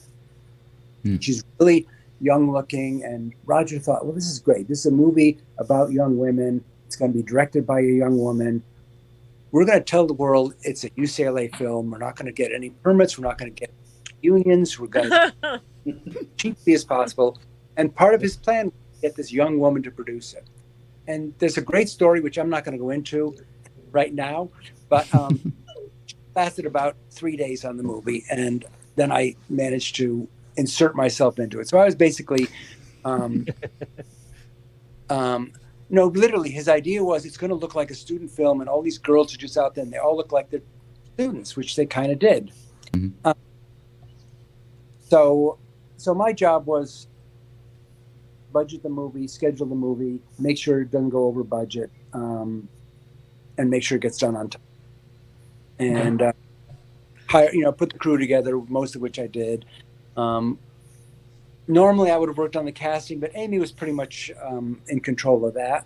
I wouldn't have never have hired those actors that she hired, but that's another story. Well, since we mentioned Amy a couple of times, and we talked a little bit about her at the very beginning, but Michele, I didn't get a chance to ask you this, but what did you think of Amy Holden Jones when you first met her, and how was she as a first-time feature director? Well, she was very easy to feel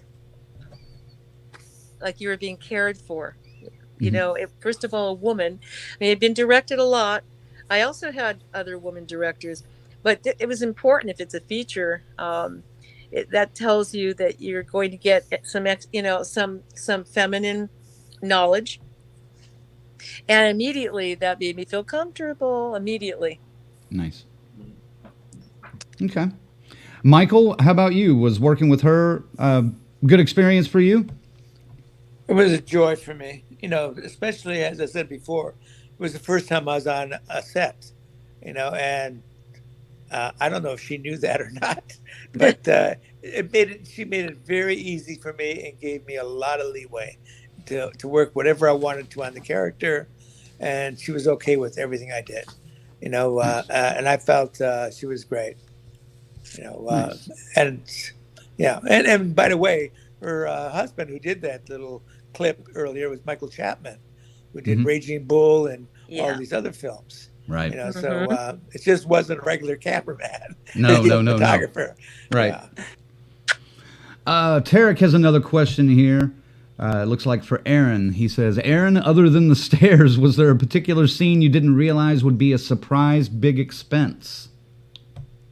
No, that was it. It wasn't an expense now because they just threw the cheap labor down the stairs. And it wasn't a surprise in the script that, you know, he gets dragged upstairs and thrown down the stairs and he's in the basement. So that was planned. I mean, the one thing I hadn't reckoned on, kind of stupidly because I should have, which was how much time I would be spending getting made up and in this makeup. Because only that I have to appear, but you know, the character's lying on the floor for some number of scenes. Right.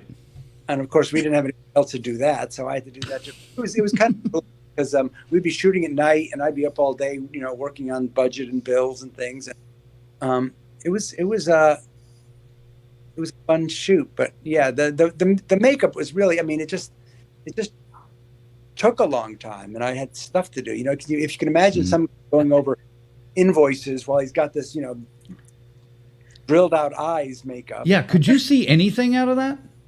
Oh yeah, you could see until the time when they put the final, you know, blood things in, and yeah, it looked great. It looked great. Exactly. That's great, Aaron. That's great. I want to stick with Aaron for a minute because we haven't had him for a little bit, but you started out as a production manager before getting into producing, and then you even worked on another cult film, Saturday the 14th.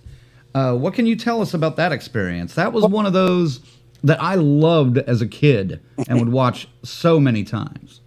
Well, it was actually a Julie Corman production. I was not working on that for most of it, but at a certain point, they decided they need a second unit. So Roger asked me to go on there and work on the second unit for that movie. Okay. And that's kind of led to a little bit of the Slumber Party Massacre thing because they were looking. They had been scouting houses for, you know, Saturday the 14th is kind of this big old, you know, old for Los Angeles house, and the producer who preceded me on Slumber Party was on the set looking through their location files for Saturday the 14th to see if there's any houses they could use for Slumber Party that they hadn't used for Saturday. And she was overheard while on the set, while in the office, disparaging Slumber Party Massacre. That, you know, the movie that she was starting to produce as, you know, kind of a shitty little horror movie. And I'll skip the intervening steps, but that's how I got the job.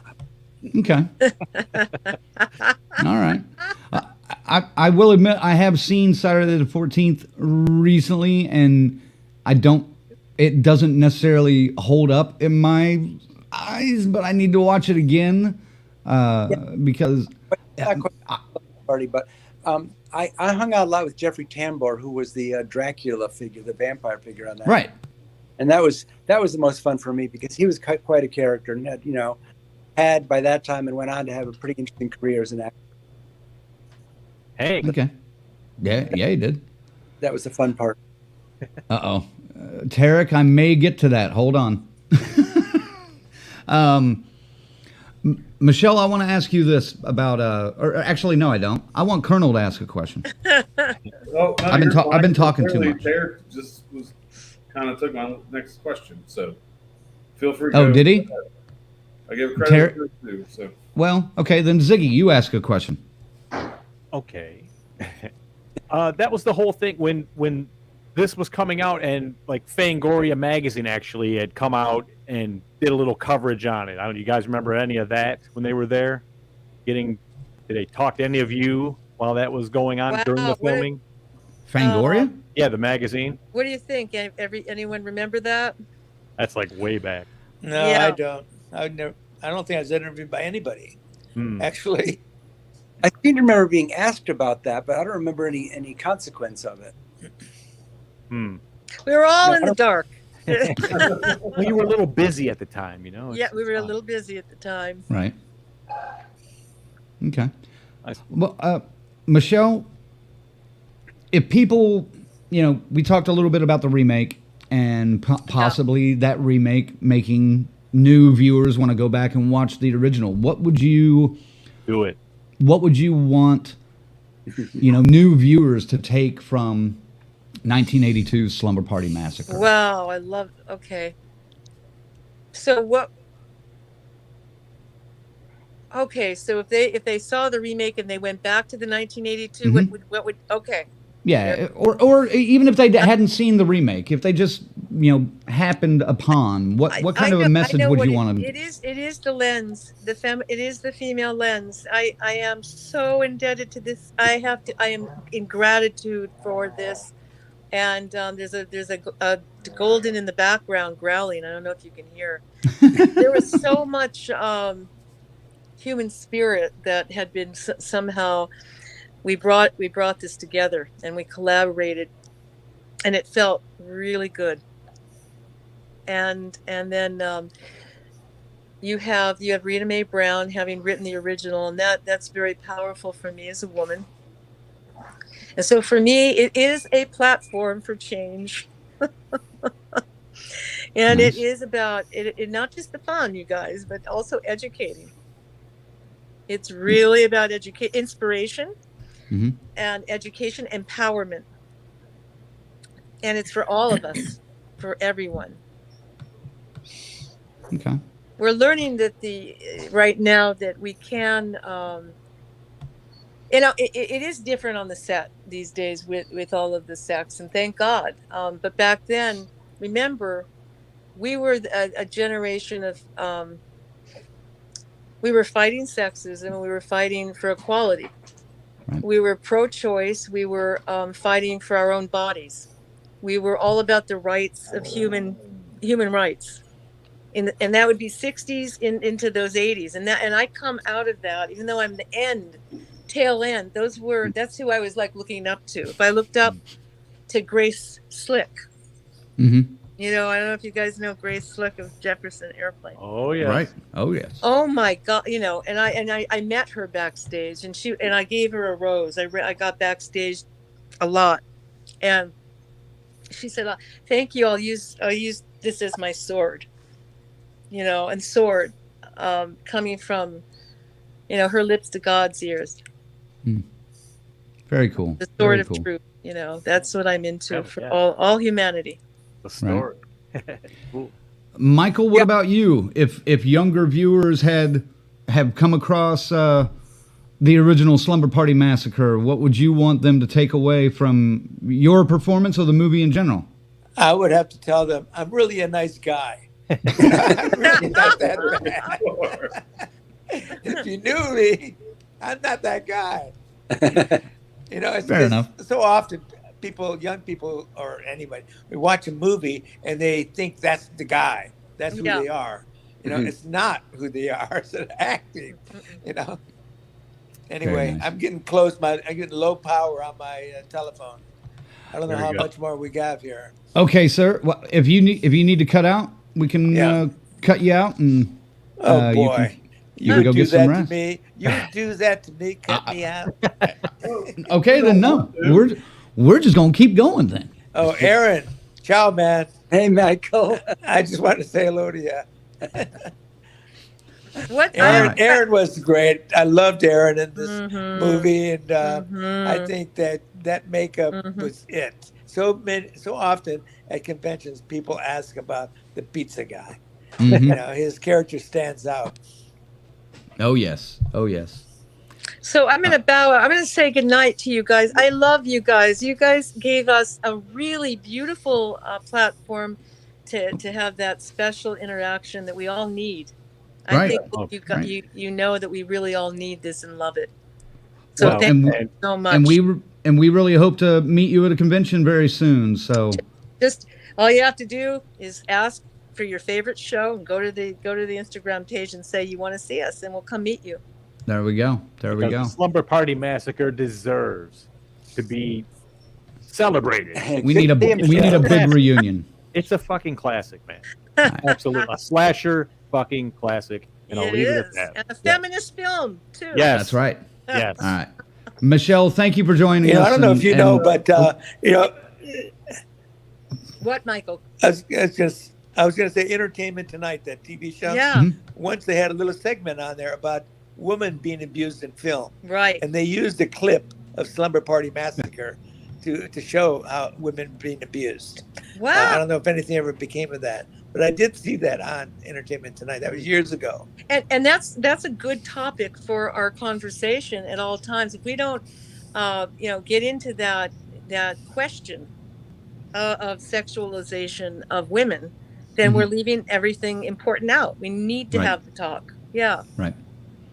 I think it's definitely being talked about more now. Right. Than it was in the 80s. Yeah. It was. 80s. So. Yeah.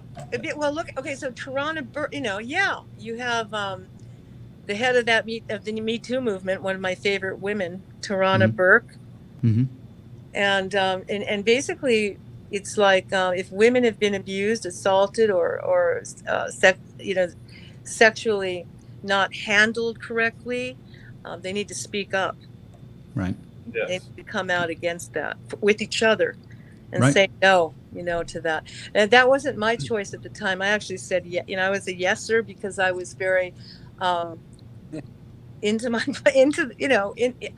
come of this. I'm a women's liber.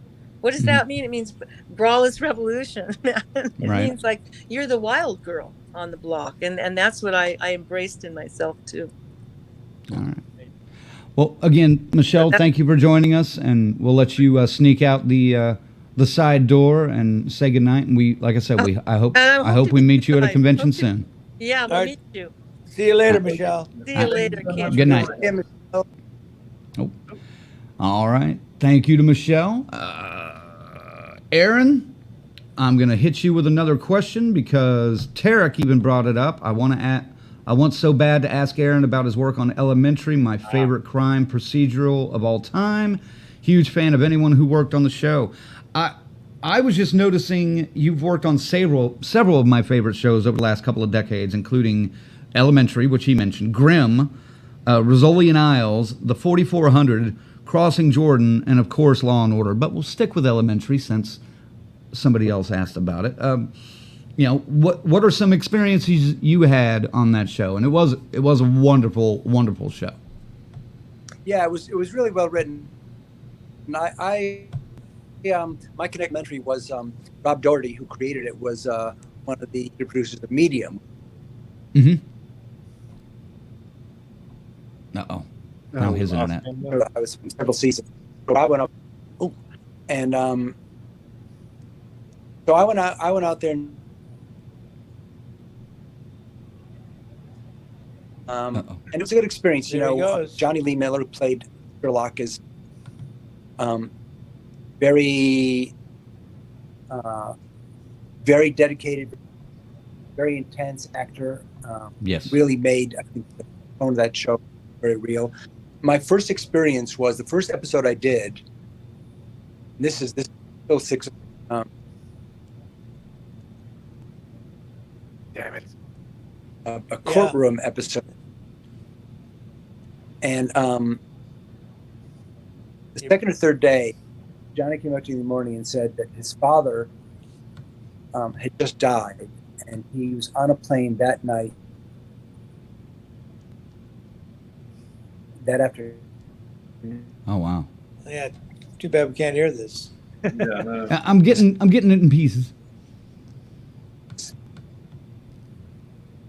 Is it me? Are you having trouble with my connection? Yeah, I think it's your connection. Yeah. I'm sorry. I don't know quite what to do about that because I can hear you guys okay. fine. Just try to keep going. You're sounding good now. It was just remarkable that at the really be profound and shaken up, but he worked, and the scene was. There's no scene that you could do with that's going to be like news about your father. It was kind of a funny passing along, and he just did it, and he stayed there till it was done, and from then on, we both I think I did another 3 or 4 episodes, and we had this connection because I felt like I'd been there at a very critical point in his life, and seen what he was capable of, how much he was capable of giving as a professional in that circumstance. And because I had worked, very hard to get him out as fast as possible, Right. we had a good connection for the rest of the series. So I really have a lot of respect for him. We're close. It was an ambitious show. It was and it was fun to be in New York. Yeah. Yeah, no, it was one of the great shows of the last 20 years for sure. I'm glad Tarek brought it up and we were able to chat about it a little bit. What is the transition like from moving from movies to television? I mean, was that easy for you as a producer and then to a director, or what can you add on that? I started directing when I was still working for Corman. Did a very movie called Android. And it was, very, very much thrown into the pool and see if you can swim. So not long after Android, I got hired to do my first television show, which was Miami Vice. And, this was before what we now consider, quality television and right. But Miami Vice was a very hot show and very much a show about production value. And now you get, directors and actors moving from movies to television, with no judgment at all, because some television is so good that people value it higher than a lot of movies. At that time, television was considered, sort of a very much more secondary medium. And it was kind of a step down to do television. Yeah, that's true. But for me to do Miami Vice was, for one thing, it was considered, kind of one of the quality shows, one of the exciting shows. It was certainly, for a director, probably the best show you could do. And it was also literally like 4 times the budget of my movie. So for one episode. Yeah. So moving to television was a big step up because, you had huge crew. You had, it was stunning to me. You'd walk into a restaurant.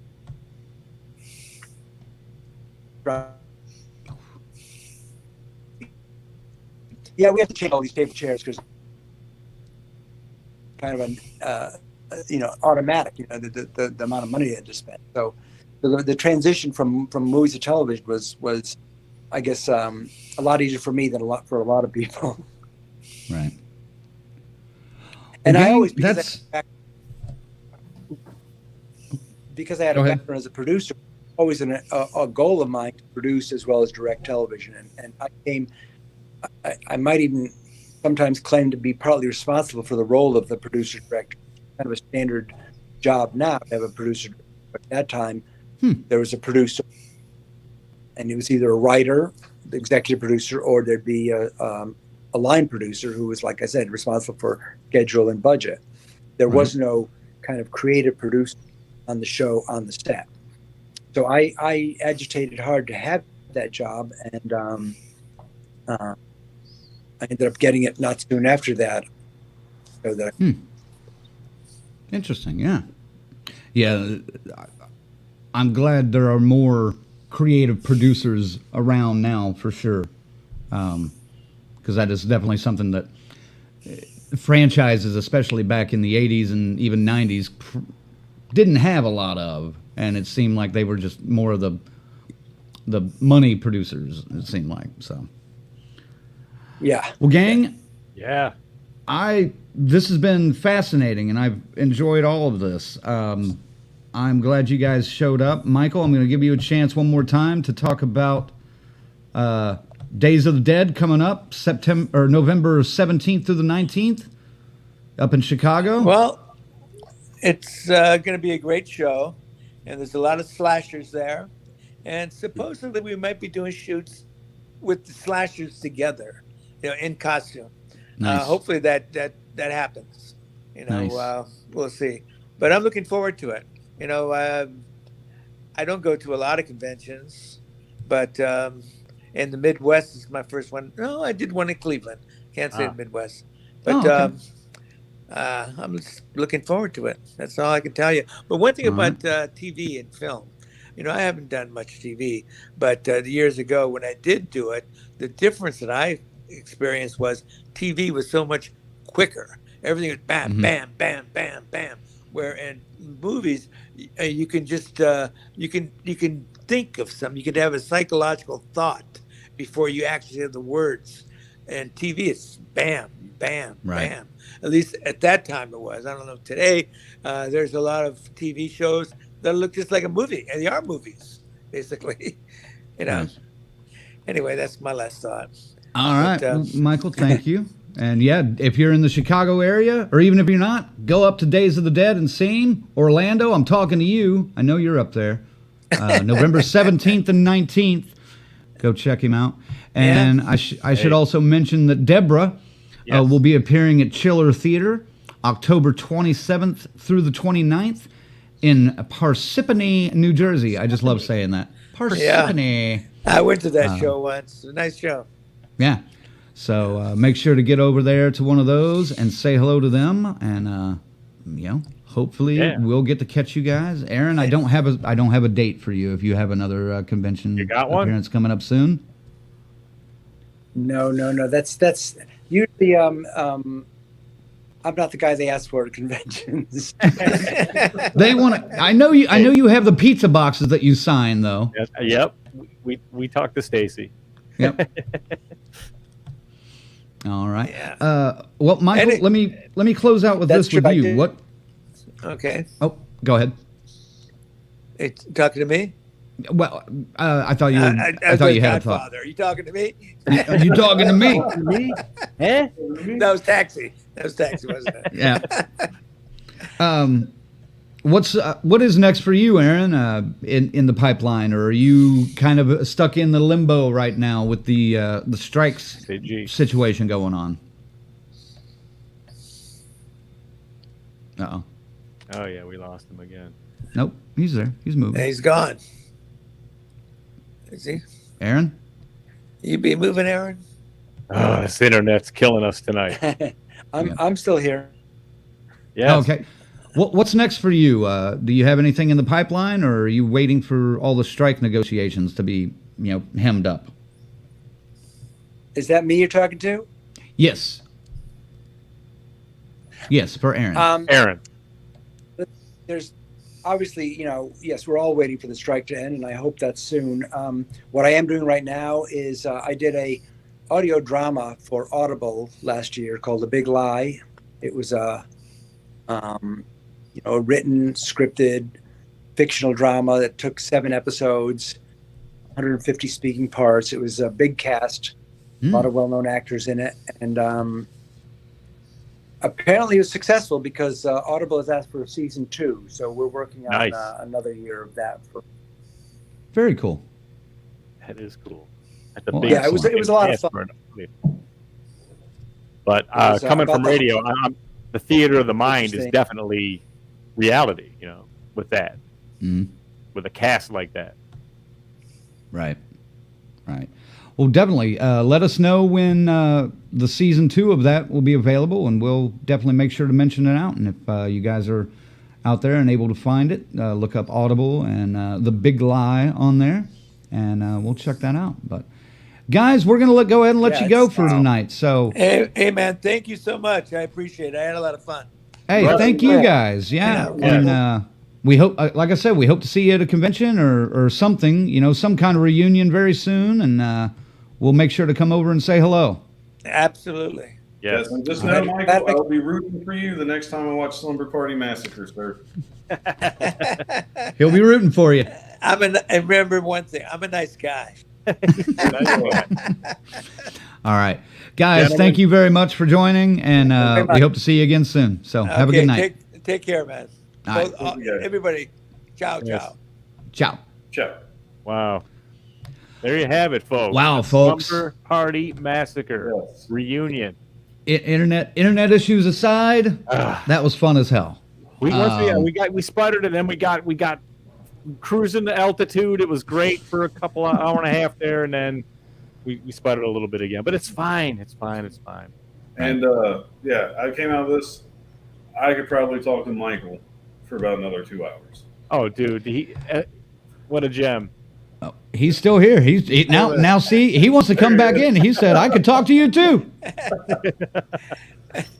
Yeah. We love you, man. We love you. Hey, thank you. I appreciate it. For sure. Have a good night. Good night, man. I had to do that since he was still there. And I could see he was still kind of talking to the camera, so I figured he was saying something. Oh, there he goes. Oh, that was a blast, gang. Man. Well, plus, I don't know how many times you guys watched it, but I watched Slumber Party Massacre about four and a half times. This week or this last couple of weeks? Like before we were ready last week, and then I kind of did a refresher, kind of the fast forward mode, just for a couple of key things I wanted to see again. Right. And, like today, so. But Right. I like the movie, man. I do think it is an underrated slasher. It's better than it was remembered for. It has charm. It has charm. And it's, even though it's an 80s film, I think it kind of holds up a little better than a lot of the 80s films. I mean, yes, it's dated and it's very period, but it holds up. And the messages and everything in it really hold up.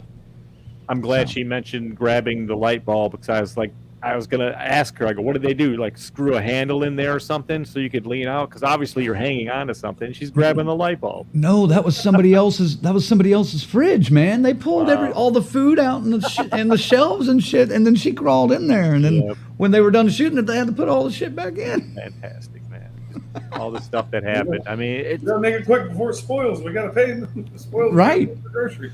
if they'd have made that movie 3 years later. We can't let this cottage cheese go bad. Yep. Russ Thorn could have been back as a dead driller killer, and it would have been totally accepted. What a game changer that was if they kept his fucking line in. Because anybody that does, any type of psychological thing on serial killers, him going mama at the end, that explains fucking everything. Oh, dude. That would have been, yeah. Yeah, but like you said, they didn't want to make him a victim. They wanted him to be just crazy. In the 80s, you didn't want to necessarily do that. You could do that now. Yeah. You can play that card. I So think it's very true. And I don't think so. It made him a victim. He's still an asshole. He got what he deserved. Tarek, sorry, we did not have a good enough internet connection for that story, but yeah, that was a good story from what I was able to pick up. Right. He was sitting there. He's like, oh, yeah. He goes, I got a great story from elementary. Yep. And then we end up with... You've been waiting to use that all fucking night. Oh, my haven't God, dude. I don't know how, it's just killing me, man. Jesus. Get these interviews with these people, and it's like, man, can't play around tonight. No, we can't fuck around too much. Gotta be serious. But we were good. Boys, I'm proud of you, man. That was a good interview, man. We got some stuff.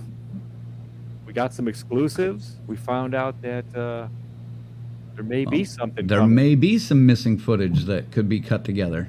Oh, maybe in book form. I could look at pictures. I'm fine with that. No, I don't think she's talking about a book. I don't think I know she's talking about a book, but I don't think what she was talking about there is. I'm wondering if maybe the people that are working on the book have dug up some shit. Maybe they found the shit that we couldn't find. Right. Yeah. Well, because I would assume they're doing a hell of a lot more digging than. No, I'm sure. They all seem to fucking know that it's in a vault somewhere, or if it's been thrown out or burned or whatever the fuck. So, I mean, I can't imagine this is any different. Somebody had something or knows something. Right. And that's a good point Grizzly makes right here. He says there were so many slashers that it had to compete against. Yeah, True. but it was just starting to take off, man. They were right there. They were on that cusp of that the cresting wave. You know what I mean? That was, for that style, right there, man. Friday the 13th, Part 2. BK says, guys that tell you they're nice guys are probably actually killers. I saw your comment at some point where I think it was you that said something along the lines of, pretty sure this dude has killed a few people before in real life or whatever. Fuck that. I'd love to go sit. That dude, I want to take that guy out to have a drink. That's what I was just saying, Stay the same at the bar, man. Buy around. Yep. Just listen to that guy. He was hysterical. And 82 years old. It was a little. I will admit though, it was a bit strange, you know. And I don't know how she feels about it, so I don't know. But it was kind of strange, you know, getting, you know, very serious answers from Michele, you know, talking about, you know, all the themes of this movie, and then, you know, you'd ask Michael the same question, he'd be just like, I just wanted to fucking stab him. Come on, I loved him. He started that shit. I was going, oh no, and it got a little tense there, man. That's why I was kind of like, well. That's why I was like, let's move on. It's like, for me, I think I had to say it. I think the message was a little ham-handed. She agreed, at least. Right. She agreed with that sequel. Right. But we couldn't not bring it up, could we? We had to. Oh yeah, no, of course. Frankly, I was out of questions. We pretty much got every fucking question out, man. We got them all except for the ones for Debra, who, yeah. You know, we knew she had to leave early. So, right. Again, well done, boys. I'm proud of you. Yeah. Thought that was good. Hold on, yeah, I want to highlight a. Oh shit! Where did it go? Now that I pushed the nothing, I feel so much better. You feel better now? I do. I really do. There it is. Bobby wanted to know, Michael, what was it like working with Brink Stevens? We kind of talked about that earlier. We did. You'll have to backtrack and catch that. So. Yeah, we talked about the locker room kill and the chase and everything. Right. So yeah. Right. There's the one I need to tag for later, because we're going to get to that here in a few minutes. Yeah, I had to have FaZe grab that when he was like, I fucking love it. But he's talking about killing everybody. I was like, oh, yeah. Like, FaZe, timestamp that. Get it. All right, now we can catch up. What's going on, guys? How you been? How's your week, Colonel? Fuck yourself. No, it was a normal week, man. Nothing really out of the ordinary. Just work, and then, of course, it's the fall, so a lot of football. Yeah. Not so much yesterday, but a lot of football. Man, I went out and talked. Exciting, I'll be honest with you. I talked so much shit on the Kansas City Chiefs site all week, dude. Like, fuck you guys. And some douchebag was like, you're going to go 3-15. And I was like, I'll take that bet and a bag of the weed you're smoking, which, you know, a lot of people was like, I'll take that bet too. But then they go and fucking lose to the fucking Seahawks, who didn't have their starting defenders to stop our guys from killing their quarterback, and we didn't touch him the whole game almost. So, yeah, that was my week for football. Fuck football this week. All my fantasy teams got their ass kicked. Well, I did get my new Bengals hat, man. Only ordered it too fucking small. Squeeze my fucking head over now. No. Don't worry, your fat head will push it out there. My head's not that fat, man. Jesus. Just sleep with it on like tonight. I Put it feel on like Peyton normal. Manning when I take this fucking thing off. I'm a big red mark. I'm gonna fucking pour it. Yep. By the way, Colonel, Grizzly wants to see the shirt. I don't know. Oh, we All right. love this shirt. I don't know if I really stand, but I may crouch. It is from Paul baby. Bear Press, the Beyond Fulci's best film. Oh, stop. I wouldn't need to say it's debatable. There is something on the back, but I can't show. Oh, crap. Hey, there's There we go. Oh. No, I already did. No. the Beyond is not. It's whatever. Many can say it is. Many can say it isn't. But if you ask me, I will say Wrong, sir. Wrong. It's fine. Clearly, it's City of the Living Dead. It's City of the Living Dead, folks. Trust me. Trust me. Good Lord. Oh, that was, yeah, my week was just, you know, preparing for this and doing a little work on DCS stuff and karaoke. So, yeah, been a pretty basic week. Well, the Pasadena shit is looming too, dude. That's starting to become a huge. Yeah, and I'll be honest. I was working on some final details for that too. We're going to be not sleeping when we're in California, folks. We're going to be down all over the place. But here's the thing. Here's why I'm stressing out because of this upcoming event here. We have up to like 4 or 5 very rare, going to be expensive items available only at this con this weekend that's coming up that we're going to be there. And we can't be everywhere at once, and it's fucking freaking me out. And it's an anxiety that I do not like because I can't do a goddamn thing about it. But there are a couple things I'm after, and one of them in particular for me, it's a Dr. Callis from Halloween 3 12-inch action figure. There's only 1,000 of them there. I must have this. I must have it. Well, hey, Colonel, don't do that too much, because I saw something today that said that people were limited to 2. Really? I don't know if it's factual, because I haven't seen that from the actual source yet. I will say this. The thing I saw from the source said 1.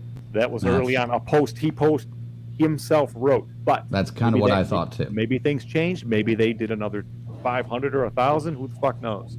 No, I think they're still only doing 1,000, and they're going to do it like 500 on Saturday and 500 on Sunday. Oh, that sucks. Yeah. So what do you want to stand in line for, buddy? That we're going to have to be in line at like 4 here's in the the other morning. thing. Fright Rags has got, we've got these mini Halloween figures. They put out the little like Star Wars style, the reaction style. Laurie Strode, Michael Myers, bloodied up. And I don't know how many they have, but it's same thing. But we can't be everywhere at once. I do feel better, Crank, that you did say that there's only like 300 VIPs. We're estimating. Well, I don't know. I don't know that for sure. Typically, that's what it is. This isn't as big as Whorehound, I don't think. It's going to be bigger. I don't know, man. I don't know. This one looks like a pretty big deal. All I know. By the way, we're talking about the Halloween 45 convention in Pasadena. Ziggy and I are heading that way next week. Yeah. I didn't even realize this. 28th. I got to find a place to, get online next Monday with you guys and shoot the shit, because I'll be driving. You'll be driving. I'll be in a plane, so I'll be missing the show next. Not on Monday. Not on Monday. You won't. Not this Monday. I'm leaving. Town next Monday morning. This coming Monday, I'll still be here. Right. So I don't know where I'm going to be at that point, but hopefully I can find some kind of Wi-Fi, or I already reached out and said, hey, all my New Mexico people, I'm going to be coming through sometime in the afternoon. Let's meet up for dinner. Bill says, Crank, we'll be waiting for you in New Mexico. So boom. Tex-Mex it is. Oh, definitely. But yeah, so that's where we're heading. And if you guys are out there, I've also reached out to our buddy Grimmer that sometimes watches. He's out there. Reached out to Adam Marcus. Hopefully I can talk to him about meeting up while we're out there. And I've got a couple of friends that live out there. I'm looking forward to seeing. That's one of the reasons why I'm leaving a little early, because we don't have to necessarily be there until like Friday, but Friday or morning is our tour and stuff. Yeah, I'm gonna get we're actually SoCal like Tuesday night. We got a couple of special locales, and one in particular that I cannot mention. One of them's great. One of them we're going to see the Fog Church, and it's very cool. But one is very specially tailored for Mr. Crank. And I'm delighted because it got moved to the day where I'm actually going to be there. So we're going to get some footage. And I'm telling you, we're going to win the fucking Emmy for podcasting with this footage. It's that good. I have no idea what it is. I can't. I won't tell him. This is that good, folks. This is something really cool. And I expect tears. That's how good it is. So... But yeah, our buddy Joseph Scott. Yes. He's been on the show once at least with us. And he's been all over the fucking United States. By the way, he's going to come on, and he's got other stuff that he wants to share with us. That's something recently, a trip he's going and stuff. So, but I think we'll probably have him on to recap this vacation. That'll probably work too. Nice. But anyway, this is going to be cool. That footage, that sizzle reel, you're not going to want to miss. This must be a good one. This is crazy, man. I didn't expect it, and then he did it. He did it. Yep. Because it was supposed to go down the day before I get there. So I was going to miss it. Right. Kiara says, I'm going to have to beg my fellow go-to cons for them to have Slumber Party cast members. Yes. Inspire a reunion. You heard them. That's how they said it. They said, that's how you got to do it. Hit your Instagrams of your cons and tell them that's who you want. They're listening, man. They look at that shit. Hell, while you're out there, hit up Monster Mania and tell those guys that you want to see Curse Your Luck back out there. You know, I'll throw that out there. Why the hell not? Oh Lord, I'm usually the one that's hit you in the face with a wet fish. But go ahead, Crank. Yeah. Hey, we're ready, man. The schedule is cleared as stated, as agreed upon, and we're ready. Let's do this. It's just kind of like that's only like 4 weeks away or 3 weeks away. But some arrangements need to be made and for the crew too. That I'm aware. I'm not, just saying too. Stacy says you guys killed it tonight. This was the greatest 2 hours, and I had so much fun. I'm glad they did. I had fun. Yeah. I was great. Like I said, I could have gone 3 hours if they were all available. Yeah, I would have loved to have talked with them more, but with a more stable fucking internet connection. That's why we need to start doing live panels. Tarek says, honestly, I've seen a lot of live panels at cons, and that interview with Michele and Michael and a lo-fi Aaron just now had way above average answers. This was one for the books, guys. Thanks, man. Tune in earlier too, because we had Debra on for a little bit, but she had to go. She had to go to school. She's a teacher. She has some good stuff too, Tarek. Yeah, so when you get a chance, go back and watch the replay from at least from the beginning, and you won't be disappointed. I promise. And then go watch Slumber Party Massacre. Dig it. So we didn't even get into I wanted to ask them what they thought about the sequel with the fucking guitar and everything, and I'm sure Michael would have had some thoughts on that one. Oh, absolutely. Yeah. Next time. Bill wants to know, Colonel, you're not going? Not to Pasadena, unfortunately. No. Shit. I'm barely going. I'm not a big baller like these two, man. I'm low key. They're in Pasadena, I'll be mowing my fucking yard like. Oh. I'm pretending to be a big baller, man. Watch my website. I'm gonna be fucking selling some fucking collectibles here to make this shit happen. Yeah. Yeah, there may be some handies going on in the big boy parking lot or something for me to be able to afford to get back home. Yeah, I don't know.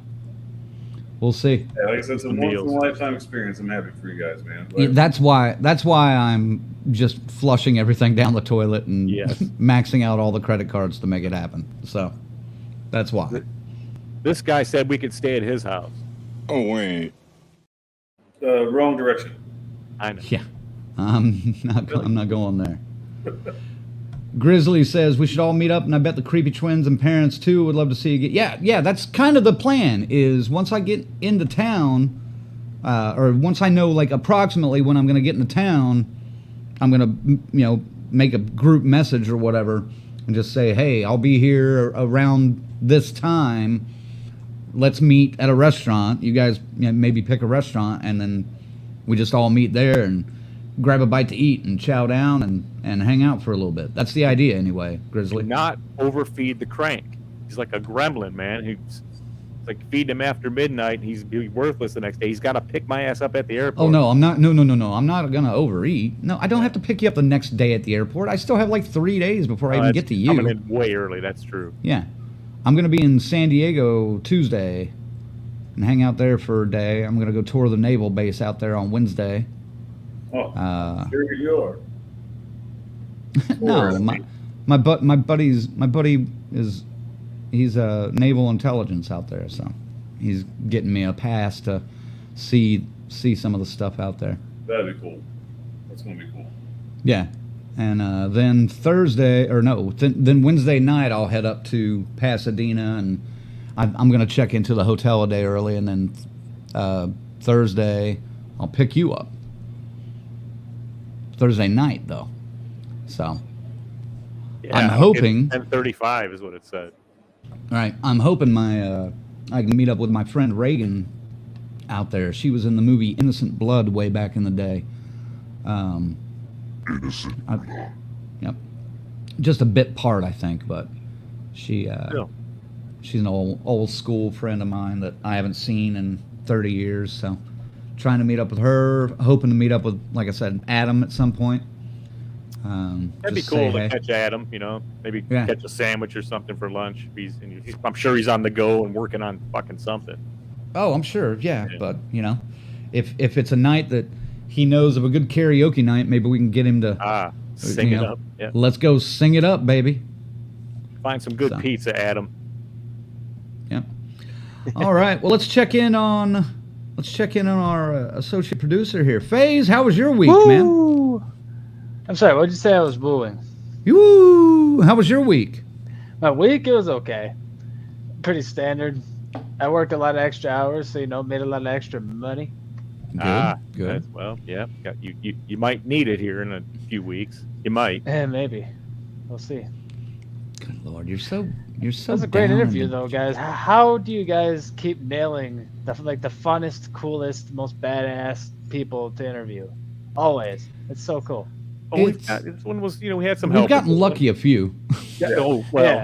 I would say right place, right time is the 99.99999% of it. 9 times? 9 times. The French. Oh man. Stacy, are you still watching? And if you are, is next week still confirmed? Yeah, we don't know yet. I forgot to ask her this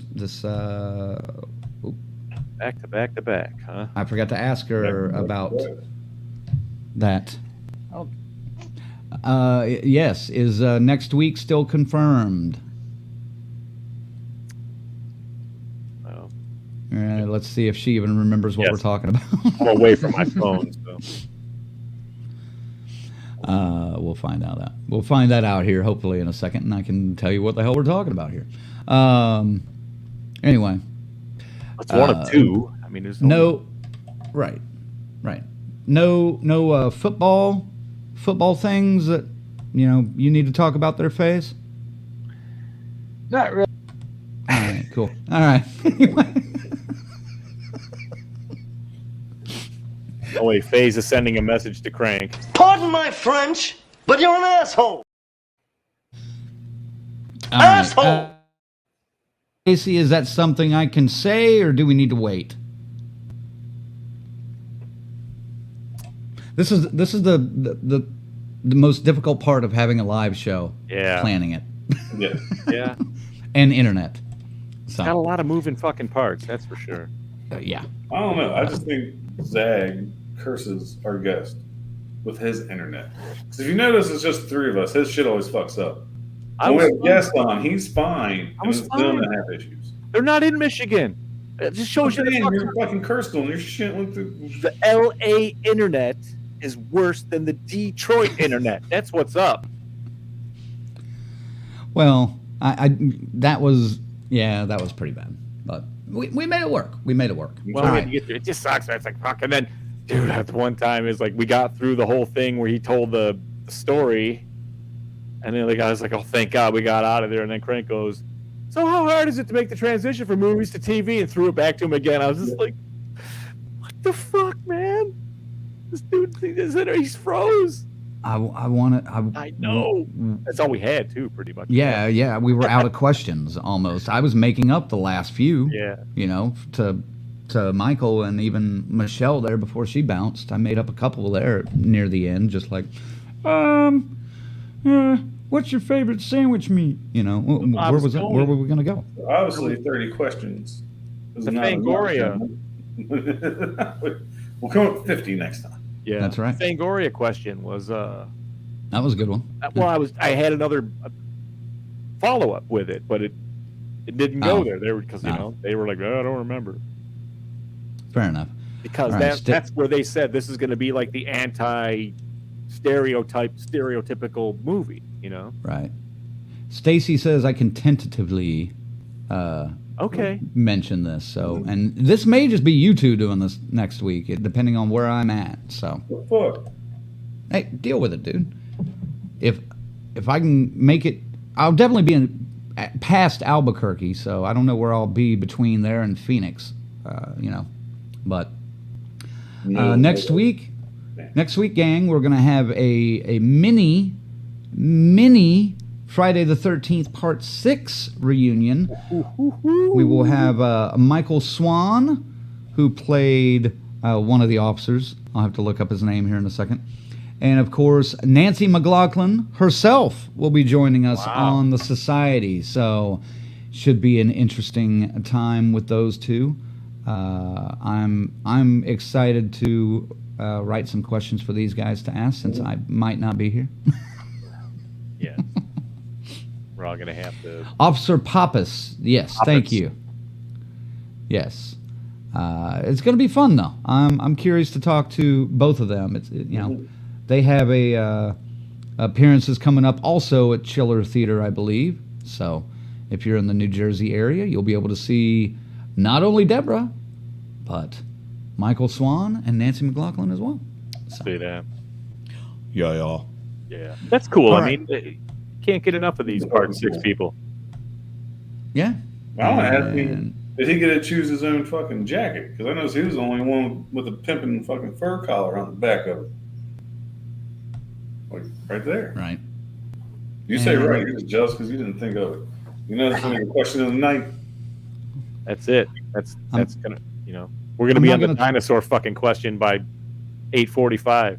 I'm not gonna advertise the one that we have 2 weeks away, but it might also have a little bit to do with Part 6. It might.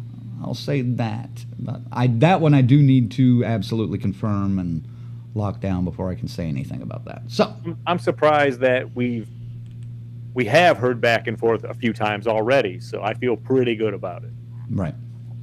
And we do that get one. Yeah. That one I'm not sure where I will be. So because I will be driving again on Monday. Now that's the one. Oh yeah, that's the one you're probably going to be. That's the one missed. you're on the flight for. So that's fucking sucks. That I'll may pay be for the internet, man. I'll be in my seat going. So that may be a Colonel and a Faye's interview primarily. I'll be in the chat room fucking it up if I can. Right. All right. Well, let's wrap this up so we can get out of here and take care of business. I'm pretty fucking tired. It's an extra half hour of just like, we had to unwind a little bit, man. That was fucking awesome. Right. That was awesome. Ziggy, let's send him out. Slumber Party fucking Massacre. Yeah! Russ Thorn. Underrated killer was awesome. That was way cooler than I thought it was going to be. Way better. Just way better. Went way better than what I thought. And what a blast. We got so much more coming at you. Little mini Part 6 tentatively scheduled for next week. That's going to be fun. And just so much more. Just sit back and watch and enjoy. Consume. And we love you. DCS for life. Ooh. Colonel. That's right. Man, this is a lot of fun. Slumber Party Massacre. I'm sorry, I'm just really fucking tired. So it was a lot of fun. Thank you for joining us. And I'm not even going to do my sign off tonight out of respect.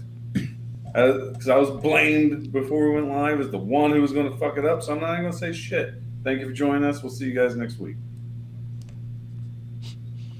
Very nice. They won't just throw us under the bus there, Colonel. Yep. That works too. Scuba. Like I was the one to worry about. I'm not the one to worry about. There's another one I was more worried about. Scuba Colonel. This guy doesn't remember. I'm professionally trained. I have the mechanism here. I don't say things when this is on. Don't do that. Well, nothing that'll ever get us thrown out. Well, maybe one time. I can think of one time I said something that I was like, "Whoops, didn't mean to say that." That was a while ago, though. That was over a year ago. That was a while ago. Figure it out. Right.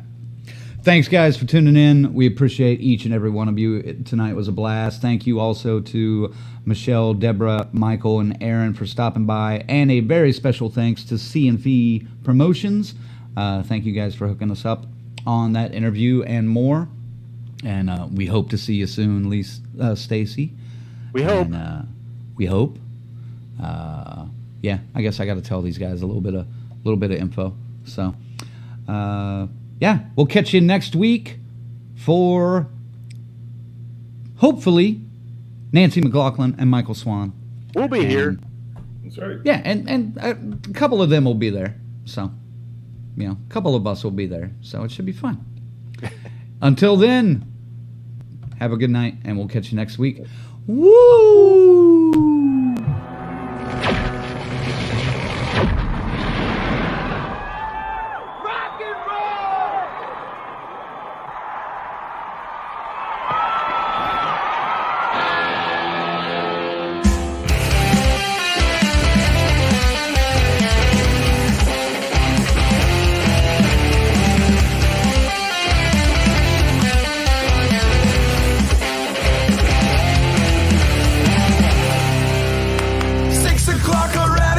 Just in the middle of a dream.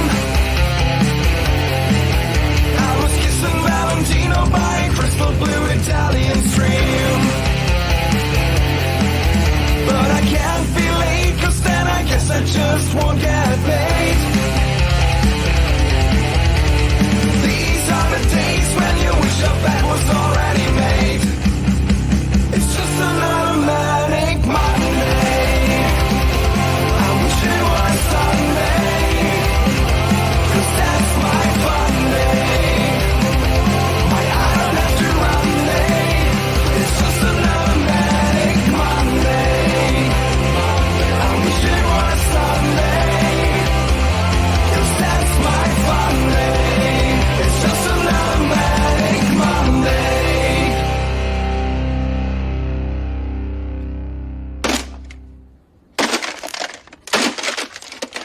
Pizza.